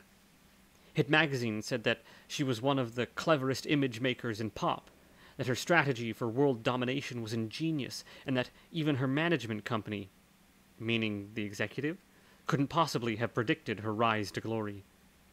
This was perhaps the first time she became aware that it might be happening, that one of her images might have already learned to act of its own free will. This is why she's been scanning her performances so closely, and why the latest batch of tapes scares her so much, even though she suspects it's an inevitable part of the process, and that one day everyone will have doppelgangers. This Tiffany Corte, the one who currently seems to carry the most information, feels far less substantial than her numerous reflections. Hardly surprising, given the way her executive has been stage managing her life. In fact, it's almost as if they've been doing it deliberately, undermining her sense of being there and making sure none of her opinions are too complicated, moving her from site to site so quickly that she might as well be transmitted along fiber optic cable. Almost as if they've been making sure that she grows less and less complex as her other iterations gain more and more depth. Nah, they wouldn't do a thing like that, surely. 1.33 Industrial landscape in orange and black. The route is known as Kamikaze Lane. It used to be known as Kamikaze Lane, thanks to the cracks and potholes where the tarmac's been wrenched open by the force or forces unknown. But then the chemical plants started pushing their way into the region, introducing new hazards for anyone navigating in the dark. These days, most people assume that Kamikaze Lane is its actual name, and that Chemikaze is the charmingly modern nickname. It's a constant evolution.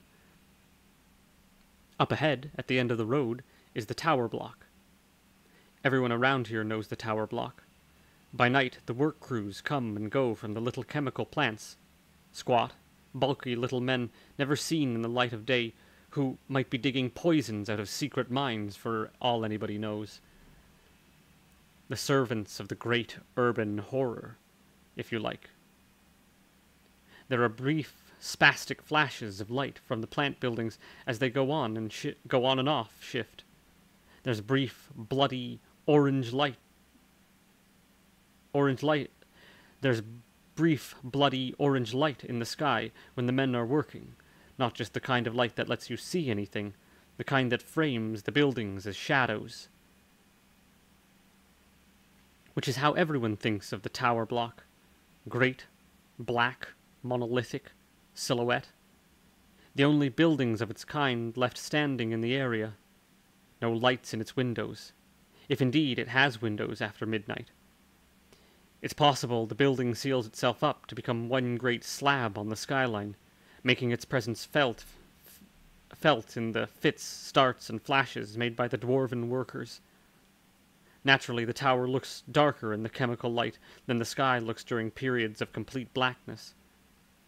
The significance of the tower is well known. It's ostensibly the only place in the town, in the world, which isn't the pit. 1.34 Leaving the pit. The base of the tower. Even down here at the foot of the building, you can't see any windows. No light from the many, many stories. There's only one way in, the door at the front of the edifice, just about the only feature that's visible. Horror parks, badly, right in front of the door. She decides to leave the headlights on, although even apart from that there's a little light here. 2 lamps, old fittings in the crassest possible mock Victorian style, one on either side of the entrance, neither of them bright enough to shed light on anything other than the door itself. The front of the block probably used to be glass, part of a foyer when people lived here, in numbers greater than 1 or 2, but it's been bricked up or plastered over or just sealed in the same mysterious way as the rest of the tower, so now there's just the door. Hard not to be apprehensive, walking up to a door like this, rusted metal, flecked in black. And Angela takes off her mask before she presses the buzzer and stuffs it under her arm. She's not sure why.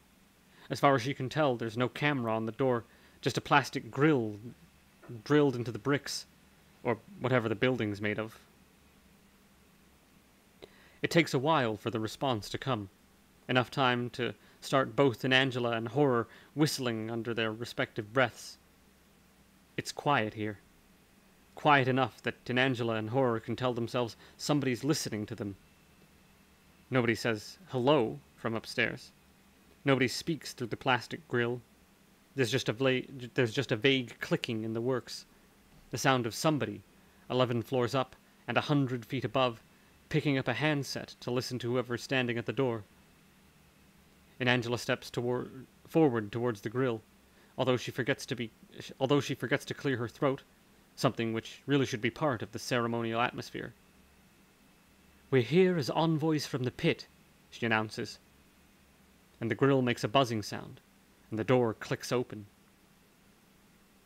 1.35 Man-Eaters.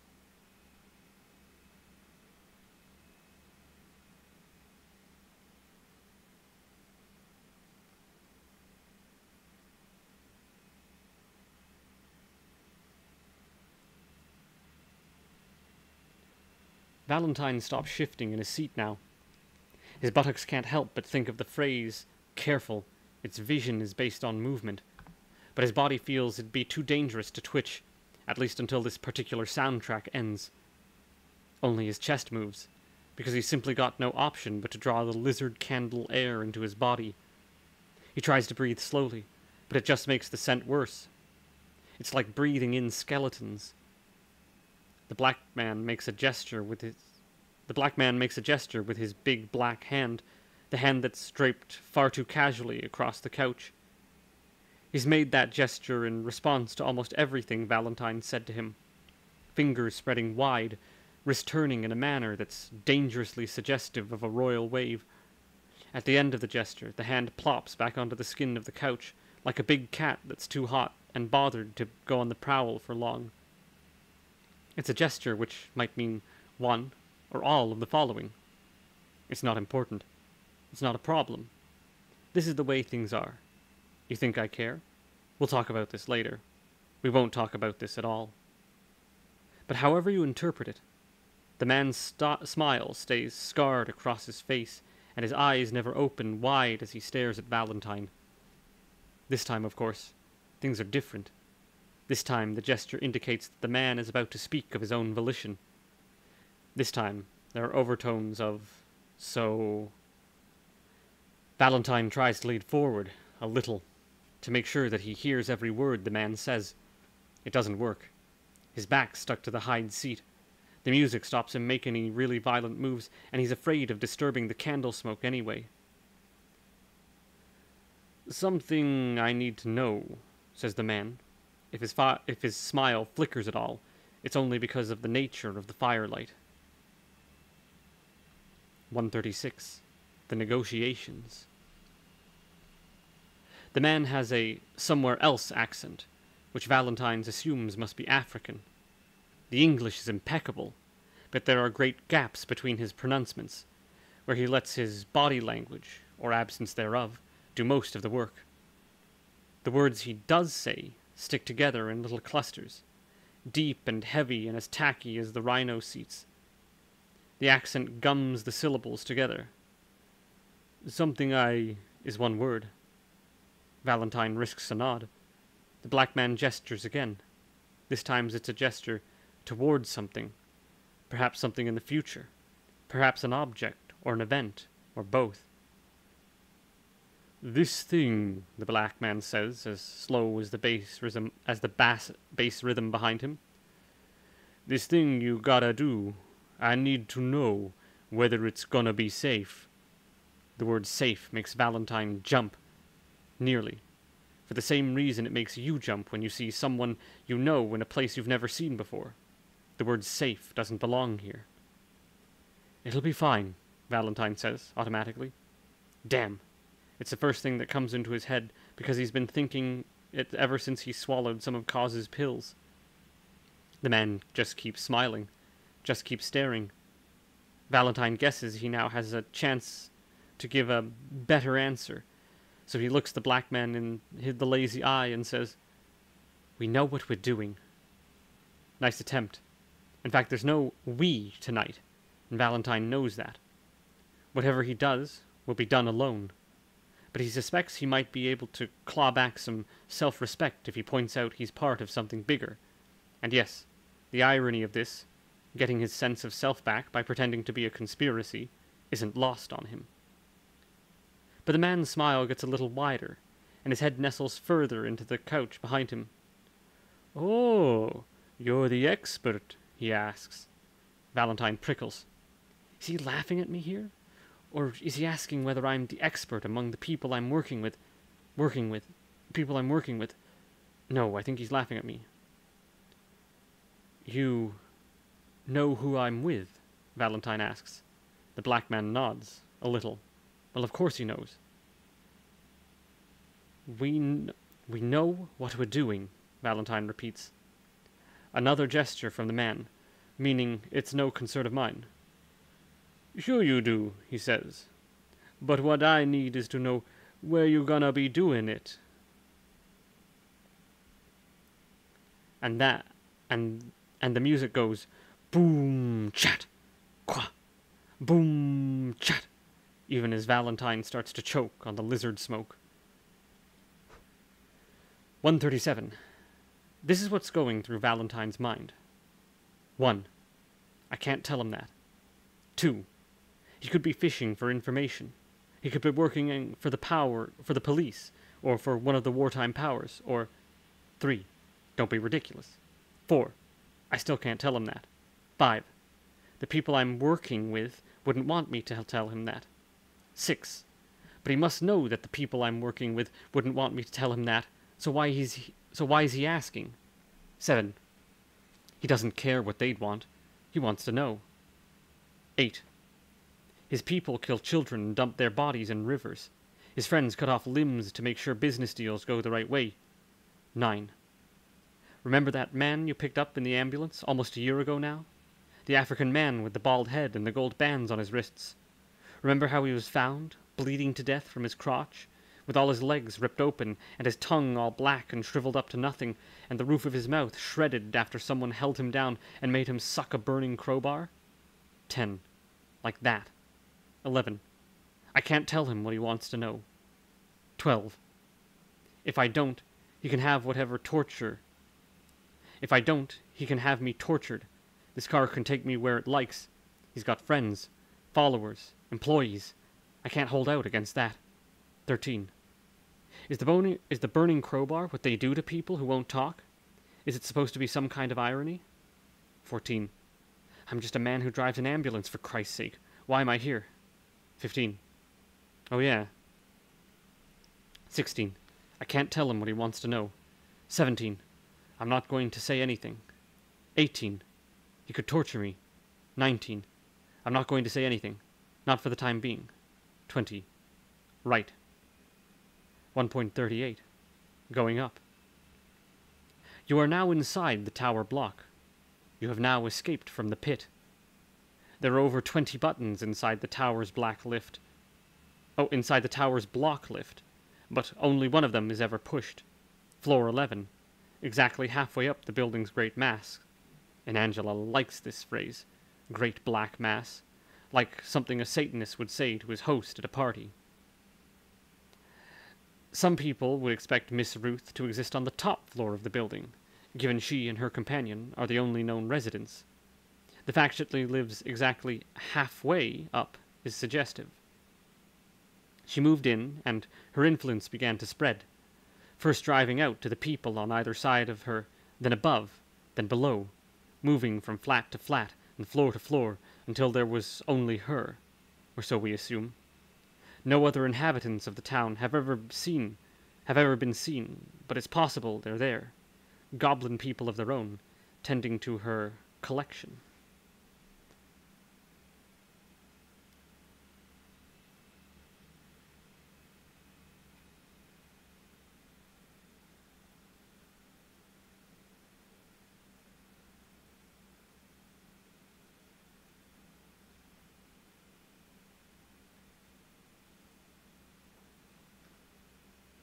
I feel like I've missed something here. Oh well.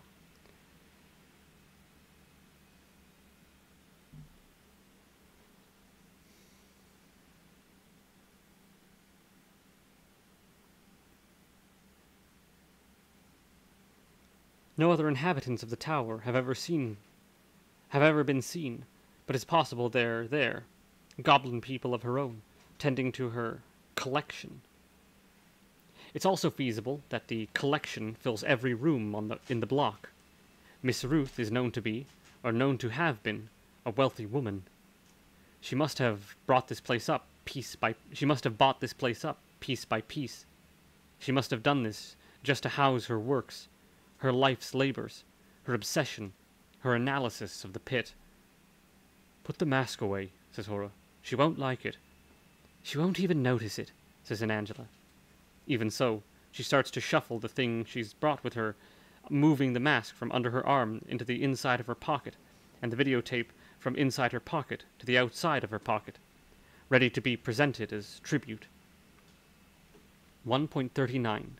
Videotape. There's something about the way videotape looks. Not just the tape itself, although that is unquestionably disturbing. It seems so natural to us now, but there's nothing in the human world to mirror it. This grotesque, supernaturally smooth film that tells us something's wrong simply by its appearance. Think. The sight of blood upsets us so that we know there's a problem, a wound. We never see videotape under normal conditions. It's safe and secure inside its black plastic cassette shell. When it unravels itself from the cassette, or wraps itself around the heads of a faulty machine, when we panic at the sight of it, it's raw, it's slippery, and it's dangerous, and it's wrong. To touch it feels like a sin.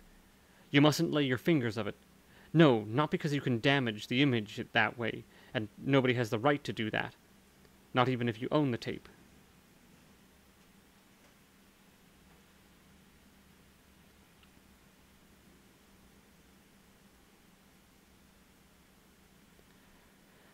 And what about the shell itself?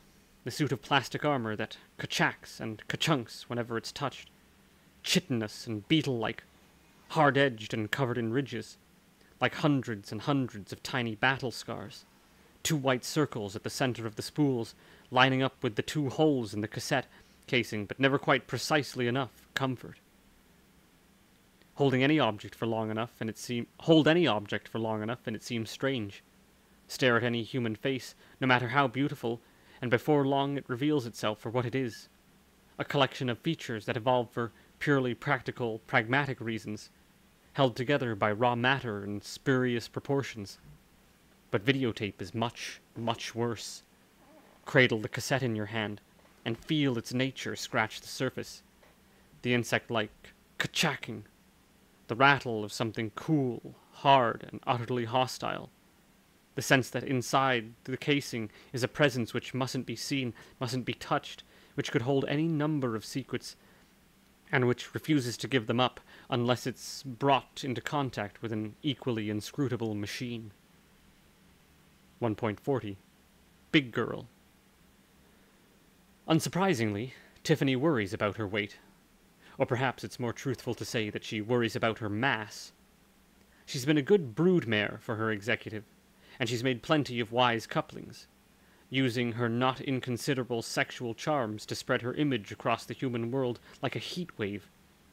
As a result, her image can be found virtually anywhere within 2 million miles of here. She's enormous, vast. Her face, figure, and sense of poise could cover continents. But Gareth Foxy Taylor of The Sun has suggested her hips are too big, and this worries her. Her hips and their infamously video-friendly ability to gyrate were originally one of her key selling points. Nobody has ever implied that she's fat before. Now it may seem, to an outsider, that Tiffany is becoming a little confused here. It may seem that she's beginning to blur together her cultural mass, which is considerable, with the purely physical mass of what she's trying not to think of as her core body. But she's learned, mainly from the mistakes of others, that the two are by no means separate. She knows for a fact, that if she moves from cocaine to chocolate, then she could weigh anything up to 160 pounds within 2 weeks. And she knows that if she did, then her culture body would bloat even more quickly. Her inflated image would cover the world, the pictures of her massive, swollen form carried to every city that's ever heard of her.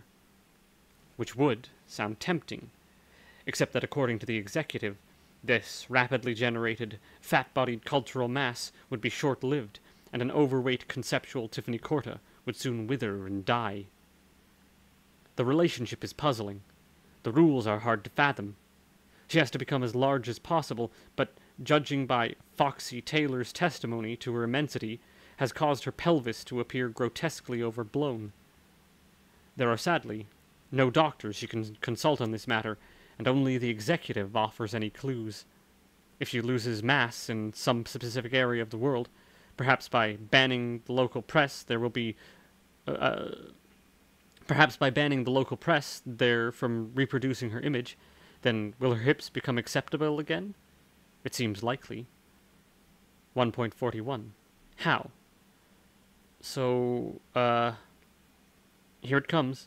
Tiffany can feel it, thanks to the finely honed but short-lived social instincts that come with cocaine. So, where did you, how long have you been interested in... What the boy wants to ask is, where did you get all this stuff from? Where did you get all this stuff about doppelgangers and uber selves from? It's quite inconceivable that Tiffany might have come up with it by herself. She could feasibly get angry about that assumption, except that she's in no mood to be angry. And anyway, the assumption happens to be perfectly correct. This is heavy stuff, the boy concludes. Wham! Nicely done. Makes it sound like a compliment. So as a special reward, Tiffany tells him, I got it from Faction Paradox. Oh dear. Now look at his face. Not disgusted. Not even really disappointed. But no pop personality has ever come out and said, gee, isn't Faction Paradox great? That would spoil it for everyone. No act has ever spoken the name in public, except for the tribe of Waco Black, which sees it as competition and wants to decry it. No, Tiffany reassures him, with a coy and not entirely unsexy smile on her face, because she knows that what she's about to say will compound the damage. But fuck it, she's flying now. I mean, like, the real Faction Paradox. He doesn't believe her. She almost bursts out laughing at the look on his face, as his features shift around in an attempt to remain tactful, but laughing would ruin it. How do you know it's the real Faction Paradox, he says, which is precisely what she expected. Masks, she tells him. 1.42. Masks. The pedigree of the faction masks is uncertain. The masks of the original faction, the mythical faction, were, and are, an integral part of the legend. The concept album version tells us that they were bones buried in the foundations of the world, or perhaps more accurately, the foundations of history itself. There were giants in the earth in those days. Those archons of the faction were the only ones who understood this curious archaeology well enough to burrow right down into the strata of the continuum and pull up the skeletons. It was out of those bones that they carved the first masks. Some versions of the continuity hold that the bat skull design, now a crypto-corporate logo with no crypto corporation to support it, represents the skull of a particular kind of entity.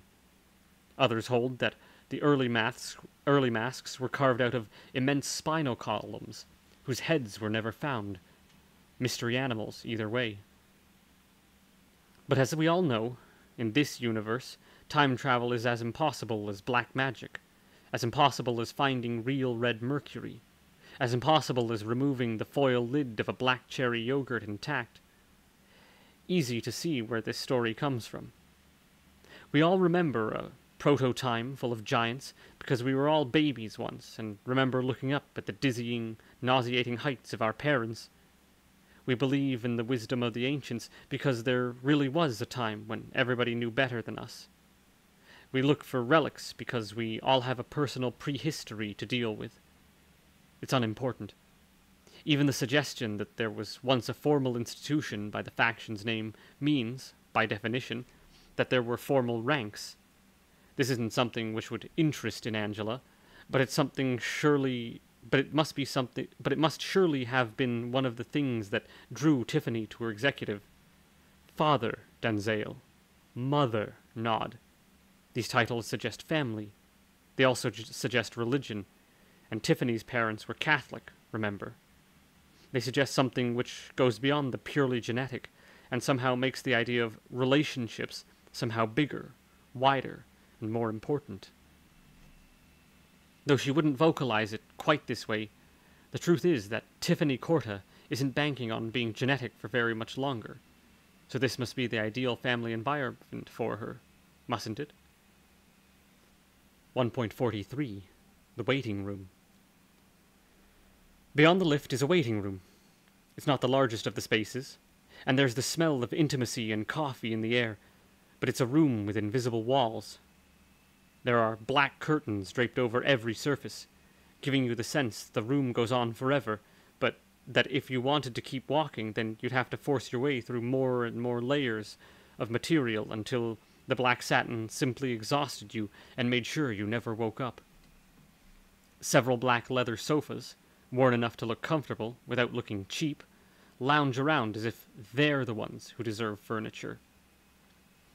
The temptation to throw yourself onto one of those great, plump, majestic sofas is, for an Angela, at least, as strong as the urge to drive a spoon through the seal of a jar of coffee.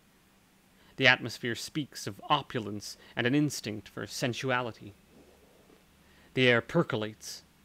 The carpet's the color of cream. Somewhere beyond the curtains, there are mumbling voices with treble and bass that don't quite fit the human normal. A conversation heard on a TV set. The carefully timed gaps between the lines giving away the fact that it's staged drama. Except that here, you could believe the characters are waiting in the wings and delivering their speeches between sips of café de lait. Café au lait. 144. Jacqueline.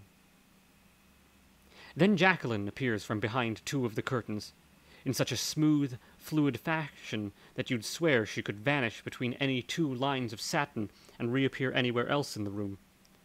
She looks like a piece of the decor, the missing link between humanity and exquisite furnishing. She remains absolutely vertical as she moves, a painful, tight collar around her neck, a starched white blouse around a skittle-shaped figure that somehow looks perverse without being in any way sexual. A waistband, belt would make it sound like a fashion rather than engineering, a black knee-length skirt that surely shouldn't allow her legs to move at all, dark hair tied so tight behind her head that it looks molded, a face that desperately wants to be a mannequin, the cheekbones of a surgeon's daughter, like the model of a Victorian schoolgirl, or a model of a Victorian schoolgirl.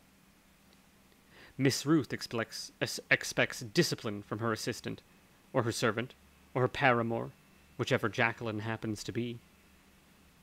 Jacqueline's carrying a tray in her hands, her fingers stiff enough to suggest that they were molded in plastic, specifically for this task.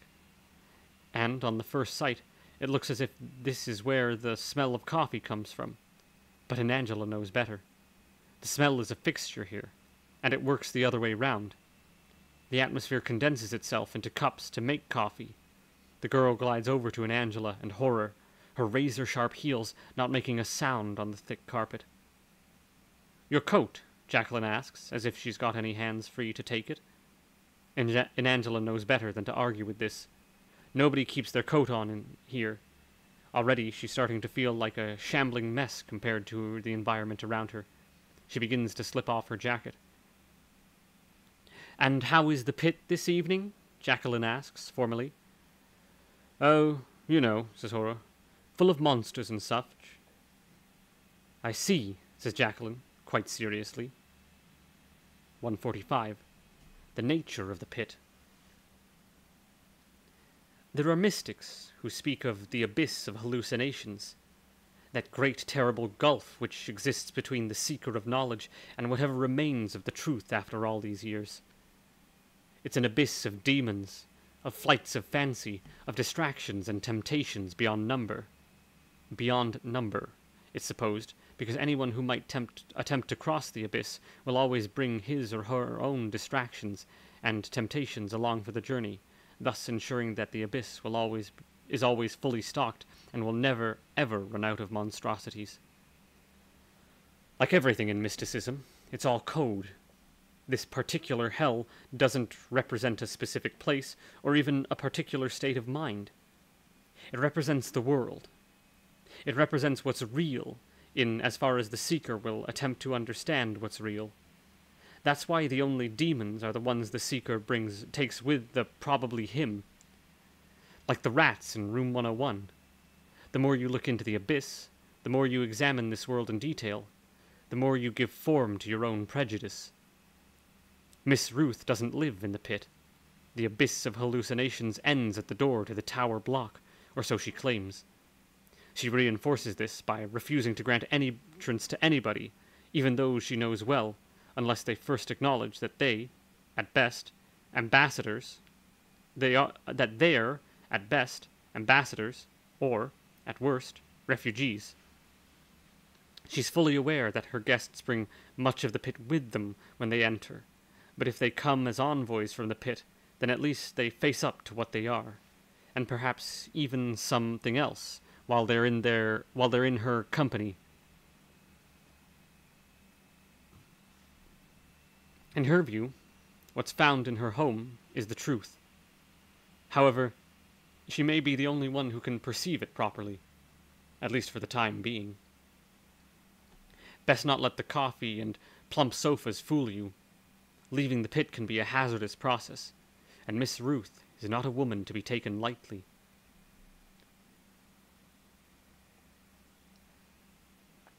(146) They who have the power to hurt.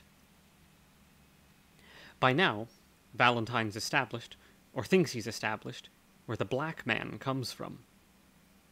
The man does indeed seem to be West African, the spawn of a tribe which still calls itself by its tribal name, not as common as anyone might think.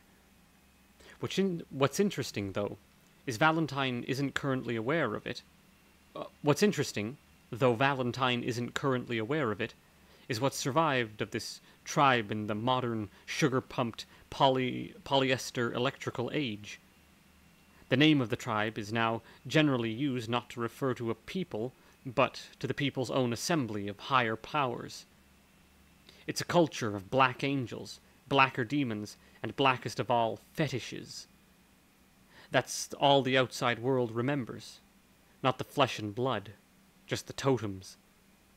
And lest we start to think of these foreign types as savages in grass skirts, or at least savages in nylon skirts and cheap reproduction New York Yankees baseball caps, let's remind ourselves that these people know the concept of threat in a way that most of the world simply doesn't.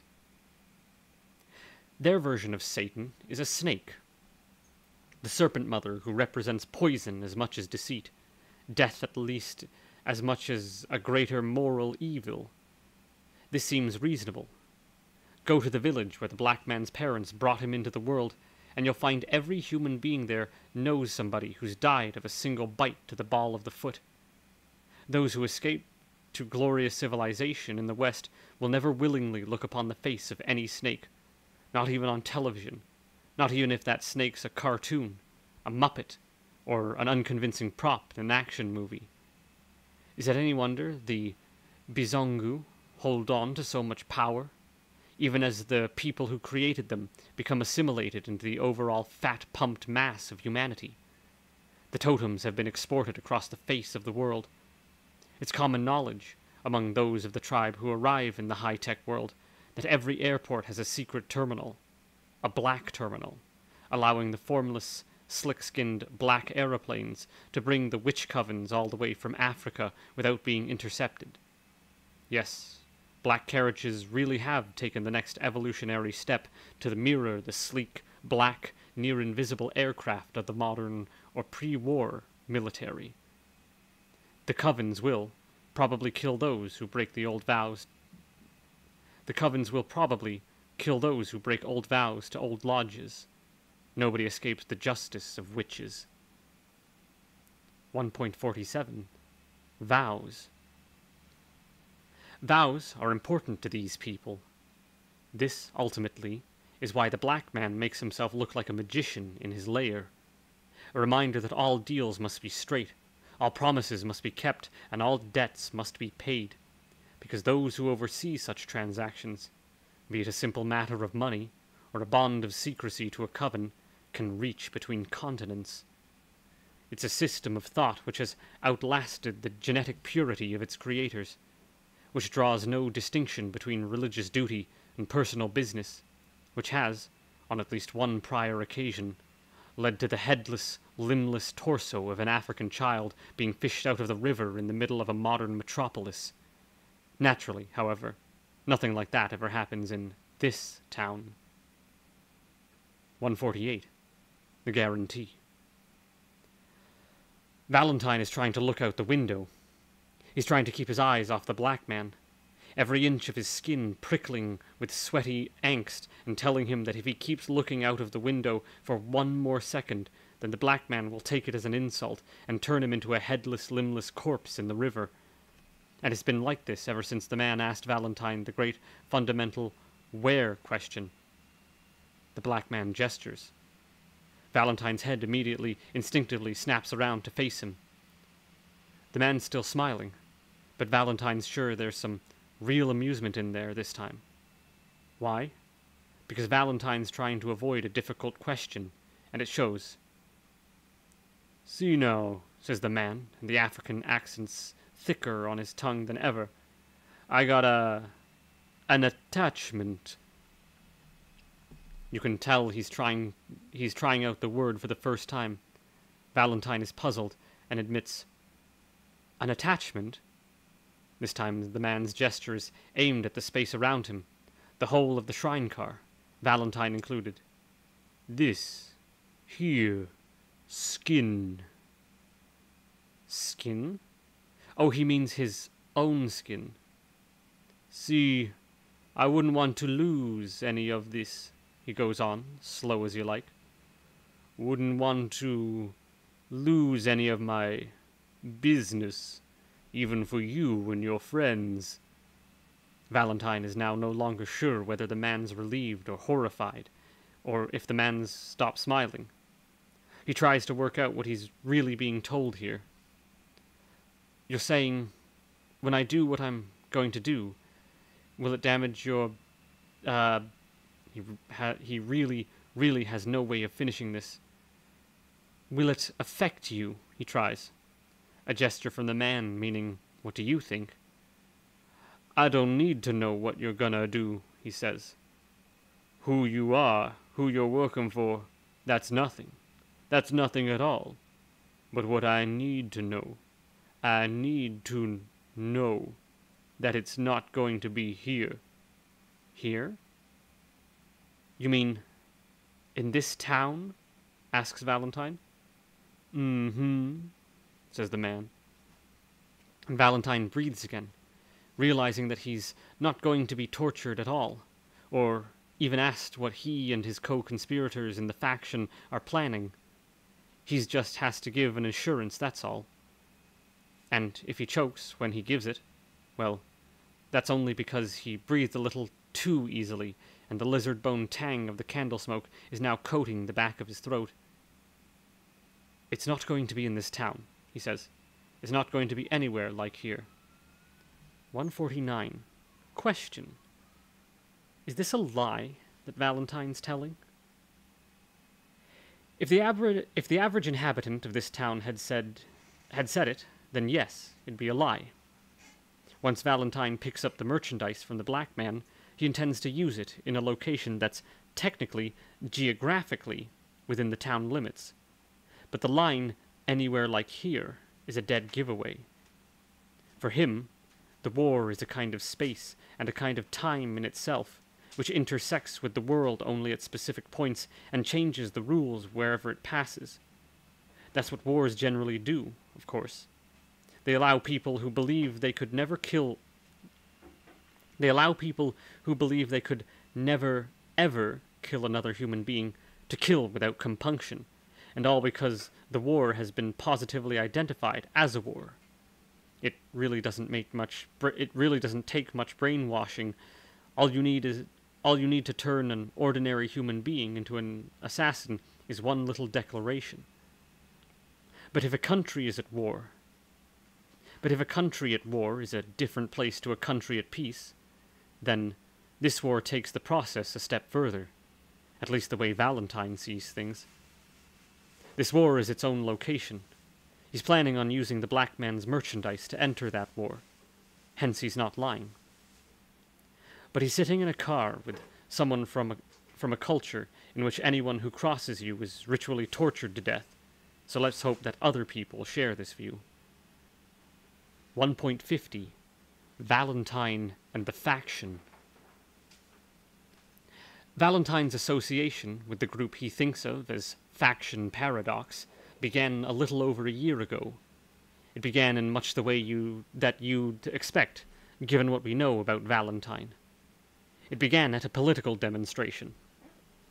You have to understand, though, there was a time, in the days before the war, You have to understand, though, there was a time, in the days before that and before the war, when political demonstrations were very different. On Demonstration Day, not an official title, but every year had at least one Demonstration Day, the exact date chosen according to a pattern as impenetrable as the war itself, there'd be factions on all sides and soapboxes in every corner. Usually it'd begin in a square, stocked with stone testaments to great military leaders from the days when nobody got to see the bodies of the enemy. On Demonstration Day, the squares would be like markets, doubly so if the day happened to fall in one of the summer months and every casual debate could take place in the blazing sun. Those were the optimistic days, when everybody knew the war existed, but nobody expected it to intersect with the world they knew. People could talk then. Bonds could be made. Flags and effigies could be playfully, ceremonially burnt, and it'd only bring people closer together. And so what if the demonstrations never did any good?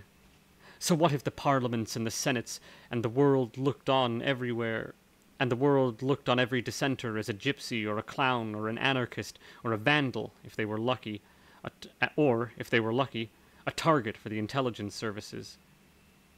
So what if the politicians talked about the importance of peaceful protest in a civilized society, even as they roundly ignored it?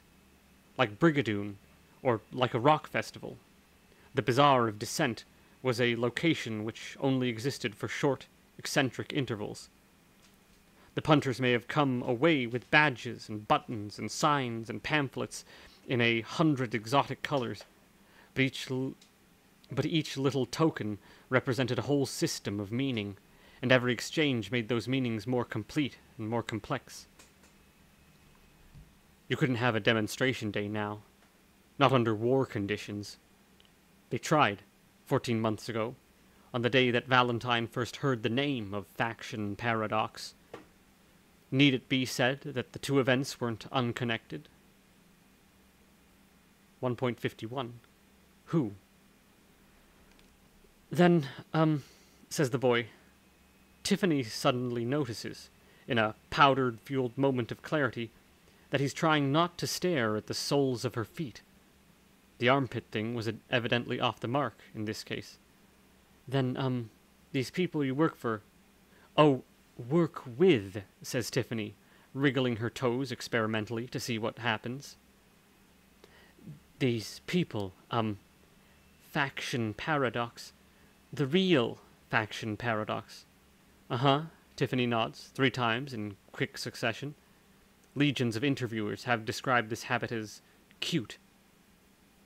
But I thought you said there wasn't anyone sort of real. And all of a sudden she's experiencing the only partly familiar sensation of all the powder freezing in her bloodstream. Huh? She says, hoping it'll take the place of, sorry, what? It's just, I don't know. If that's right, what you said, the boy explains, and nobody being a real person. But you know, if it's right about people, then it's got to be right about something like Faction Paradox, hasn't it? The foil wrapper is on the floor between them. Tiffany idly starts tapping it with one finger, beating out her own rhythm. Part of her psyche is realizing that she's already figured out where this conversation's leading her, and part of it is wondering whether she should finish off the contents of the wrapper before she leaves. Meanwhile, one very, very small part is starting to remember something she overheard at a party almost a year ago. Like a rumor, or a clue buried in a mystery script. Get my bag, she tells the boy. Oh wait, do I have to fuck you for that? Never mind, just get me my bag. In the end, she gives him the leftover cocaine as a tip. 1.52. Seventh sense. Theoretical. The world is training people to do the impossible. That much is certain. Call it what you like. Say you're hooked up to the culture in general. Maybe there aren't any doppelgangers yet, but when she was a child, living in the bosom of her family in Little Cuba, Tiffany Cortez, later Corta, started to realize that she was psychic in a very specific and admittedly not very terribly useful way. She was television psychic. She knew, instinctively, which advertisement was going to be the last advertisement of the commercial break before the program started again. She could, with the sound turned right down, when the announcer was explaining that the programs had been rescheduled even though there was nothing more on the screen than the standard station ID.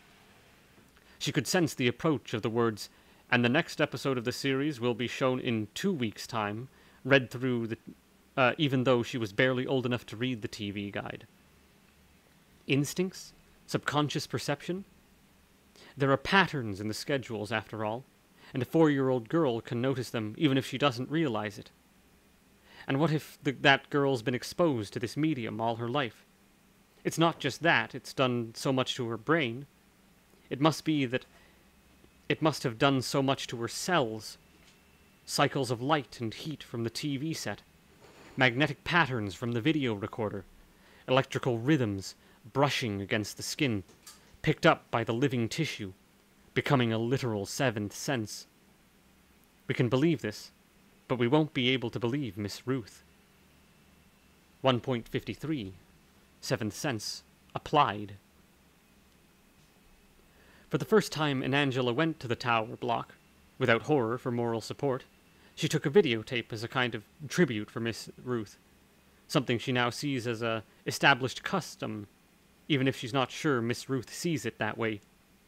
Less wisely, she took the tape there in a brightly colored cardboard sleeve, and even labeled it with a fluorescent orange sticky label marked, "My Town, I Am."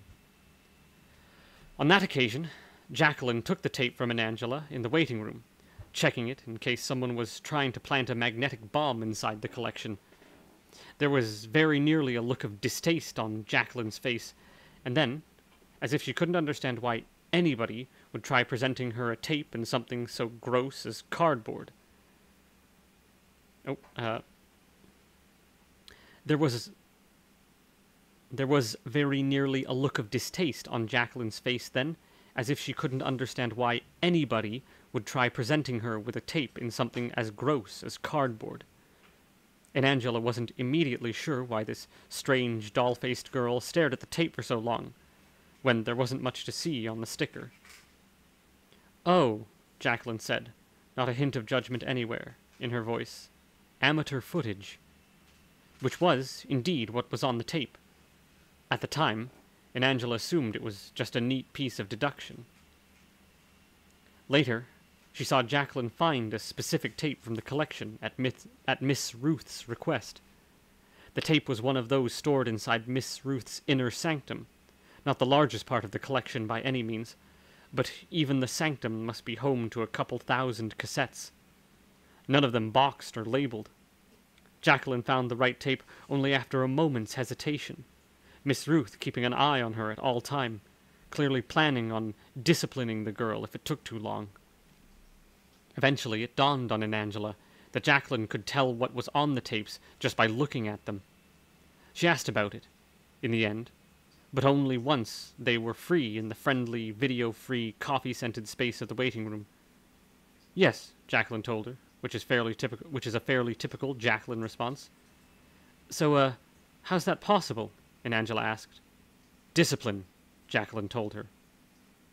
1.45. Long shot. Don't laugh. There was a time when your parents wouldn't have even understood the things you see on television now. when the lights and sounds you take for granted would have been impenetrable to them. Did you know that when the early motion pictures started building whole stories, instead of just making trick movies about dogs being turned into sausages, the film actually had to explain what a close-up was? Imagine that. Seeing a close-up for the first time. Sitting there in the darkened theater, seeing the flickering, clunky, black and white scene in front of you, and being suddenly replaced by one enormous screen-sized detail. The face of one of the characters, or a significant clue being held between the detective's fingers. Experiencing that sudden 1.55 close-up. And Angela's coat lies folded on the sofas in Miss Ruth's waiting room, black leather on black leather. It's folded in such a way that you can see the top half of the faction mask, the dark curves of the eyes peeking over the fabric of the pocket. 25 minutes from now, while an Angela and Horror are in Miss Ruth's inner sanctum, another visitor to the tower block will enter the waiting room and lean across to touch the bony white surface, just to make sure it isn't a real mask, if there is such a thing. The visitor will be troubled by the thought that the executive might have sent one of its spies after her, but to be frank, she'll also be faintly reassured. 1.56. Long shot. Shift in perspective. There must have been a moment when you saw your first close-up, but imagine being part of a generation which actually remembers that moment. The brief second of confusion as your attention was forced from the big to the small. Your grandparents watched films they only understood on one level. Your parents watched films they understood on two. And Angela can watch a film and see at least 4, more if she's on a rush.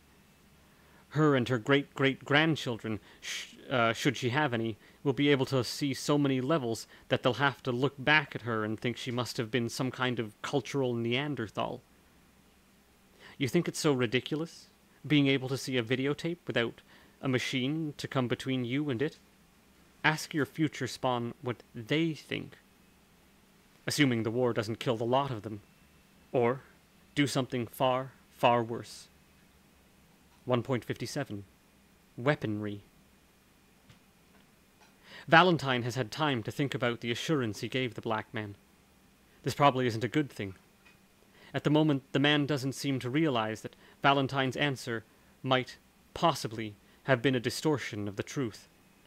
The heavy throb of the bass is pretty much in the tempo with Valentine's pulse, and it didn't speed up or get louder or change in any way when he swore that the material wouldn't be used inside the town limits, even though he was half expecting it to. "Do you, have it here?" Valentine asks. The black man doesn't reply, at first. Not even a gesture. He just sits there, with his eyelids drooping, and his smile not dropping an inch. "It's not a problem," he says eventually. Valentine tries to look as though this reassures him. "Okay, and you've been paid?" A gesture, meaning the money's enough. Valentine isn't sure how this part of the arrangement works. He knows that his, let's be euphemistic, partners in the faction have already arranged payment. He already knows he's just being used to do the frontline part of the job. Only now, however, does it occur to him this could all be some colossal sting operation. After all, wouldn't the materials cost a fortune? Why wouldn't they end up in a town like this one? Is he really the ideal person for the job? "You wanna do this?" asks the black man. Valentine jumps a little. Now what's the man asking him? Whether he's sure he wants to go through with this? No, the man's already got the money, or at least it's been taken care of. He feels like he's been being tested, and he has no idea what the correct procedure is. He gives the answer which seems most obvious. He says, "I'm ready." God, could he have said anything more likely to make him sound like he's new to all of this? But now the black man's moving, and it's the first time Valentine has seen him move, really move, since he was sucked into place. The man's movements are slow, relaxed, perfectly in sync with the slow-motion music and the slow-motion air. He's opening one of the black, crocodile leathery panels that line the walls of this place. If this were a normal limo, Valentine would assume it was one of the drink cabinets. The panel flicks open, much too quickly for a shrine like this one, but by the time Valentine realizes that he's looking straight at the merchandise, the black man has already hauled it out of its compartment and placed it on the floor between them. The gang of the metal briefly breaks the pulse of the music. The merchandise, once Valentine has blinked enough times to focus on it, comes in the form of a metal container.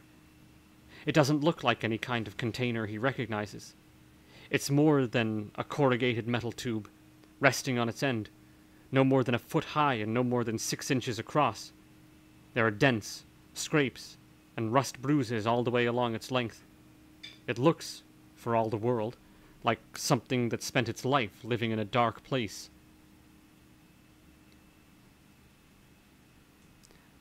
The cap on the cylinder, black and with a tough metal grip attached, is shinier, newer than the rest. He guesses it's been replaced recently. He wonders what happened to the old cap, and how many people might have been poisoned to death before a new one was found. Having revealed the merchandise and exerted himself far, far too much, the black man leans into the skin folds of the couch and adopts exactly the same position he's always had. To the inch, Valentine's sure of it. "Red uranium," he says. "That's it?" Valentine asks, oh so very weak. "Half," says the man. The word half is often used by dealers in illegal materials. Usually, however, it's used to mean half an ounce, not half critical mass. 1.58 on red uranium. Red uranium, 2 steps removed from any conventionally accepted version of modern history, and therefore a material with twice the totemic importance of red mercury. It's never been seriously suggested, in all the years since nuclear, pretend nuclear, and merely radioactive matter started appearing on the black market, that red uranium is actually uranium taken from the Soviet Union's lost nuclear weapons. No, no, no, no. That may be the source of red mercury, but red uranium is a creature reared in the wild. It evolved from red mercury. That escaped those secret, terrible research labs, evolved in the popular consciousness, anyway. The inevitable next step in the development of something rare, terrible, and glorious. What does red uranium do? Like anything that's sold in the modern world, it's best to keep quiet about its exact properties until the consumer's already been paid. Even if it only produces an ordinary nuclear detonation in terms of hard science, the impact of such a device on the world's psyche would be remarkable in itself. Those who deal in material purporting to be red uranium tend to be African or Afro-Caribbean rather than European, so when it arrives in the civilized world, the material's already cloaked in at least one protective layer of mystique. Like red mercury, but unlike more conventional dirty bomb materials, it comes pre-packaged in icons of the witch lodges and the black terminals. Those touched by this material can expect a blank-eyed, pale-skinned, living death as well as the usual symptoms of sickness and cellular retardation. They can expect the radiation poisoning to slow their metabolic functions to a standstill, so they remain self-aware but display no signs of life. They can expect premature burial. They can expect to be dug out of the ground, brain-damaged with blackened skins, to become the servants of whatever local crime lords know the most about manipulating the bizongu and the elemental powers of red uranium itself. A bomb? A bomb could kill thousands, even millions, and who knows? Maybe every single casualty, human or otherwise, would rise up out of the dust of the aftershock. In the echo of Hiroshima. The echo of Hiroshima can still be heard today, if you can find the right frequency, but at least Hiroshima left no zombies. Yet no such bomb has ever been used, despite the number of West African lodges currently claiming to own stockpiles of the material. Which brings us back to Valentine's question. Why here? Why now? Why him? 1.59. The Big Adventure. Tiffany has decided she likes the boy she gave the cocaine to in the hotel room. On the way out of the building, once she successfully avoided any patrolling members of the executive, she decides the next time she's at the hotel, she'll try to find him again. And if not have sex with him, then at least let him kiss her toes. Who knows? It might produce something strange and precious in the media. What's Tiffany forgotten? Of course, it's obvious. She's forgotten there isn't just one hotel, and that she'll probably never be coming back to this town again. At least, not in the most grossly physical way.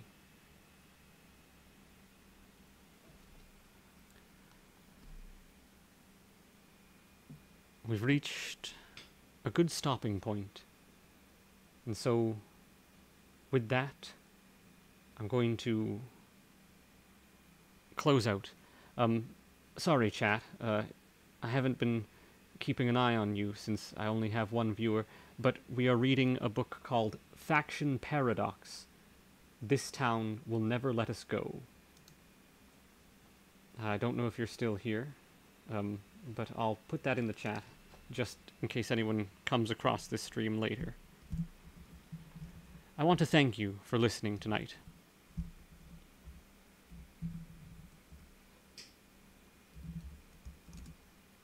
This has been one of the more interesting chapters of this book.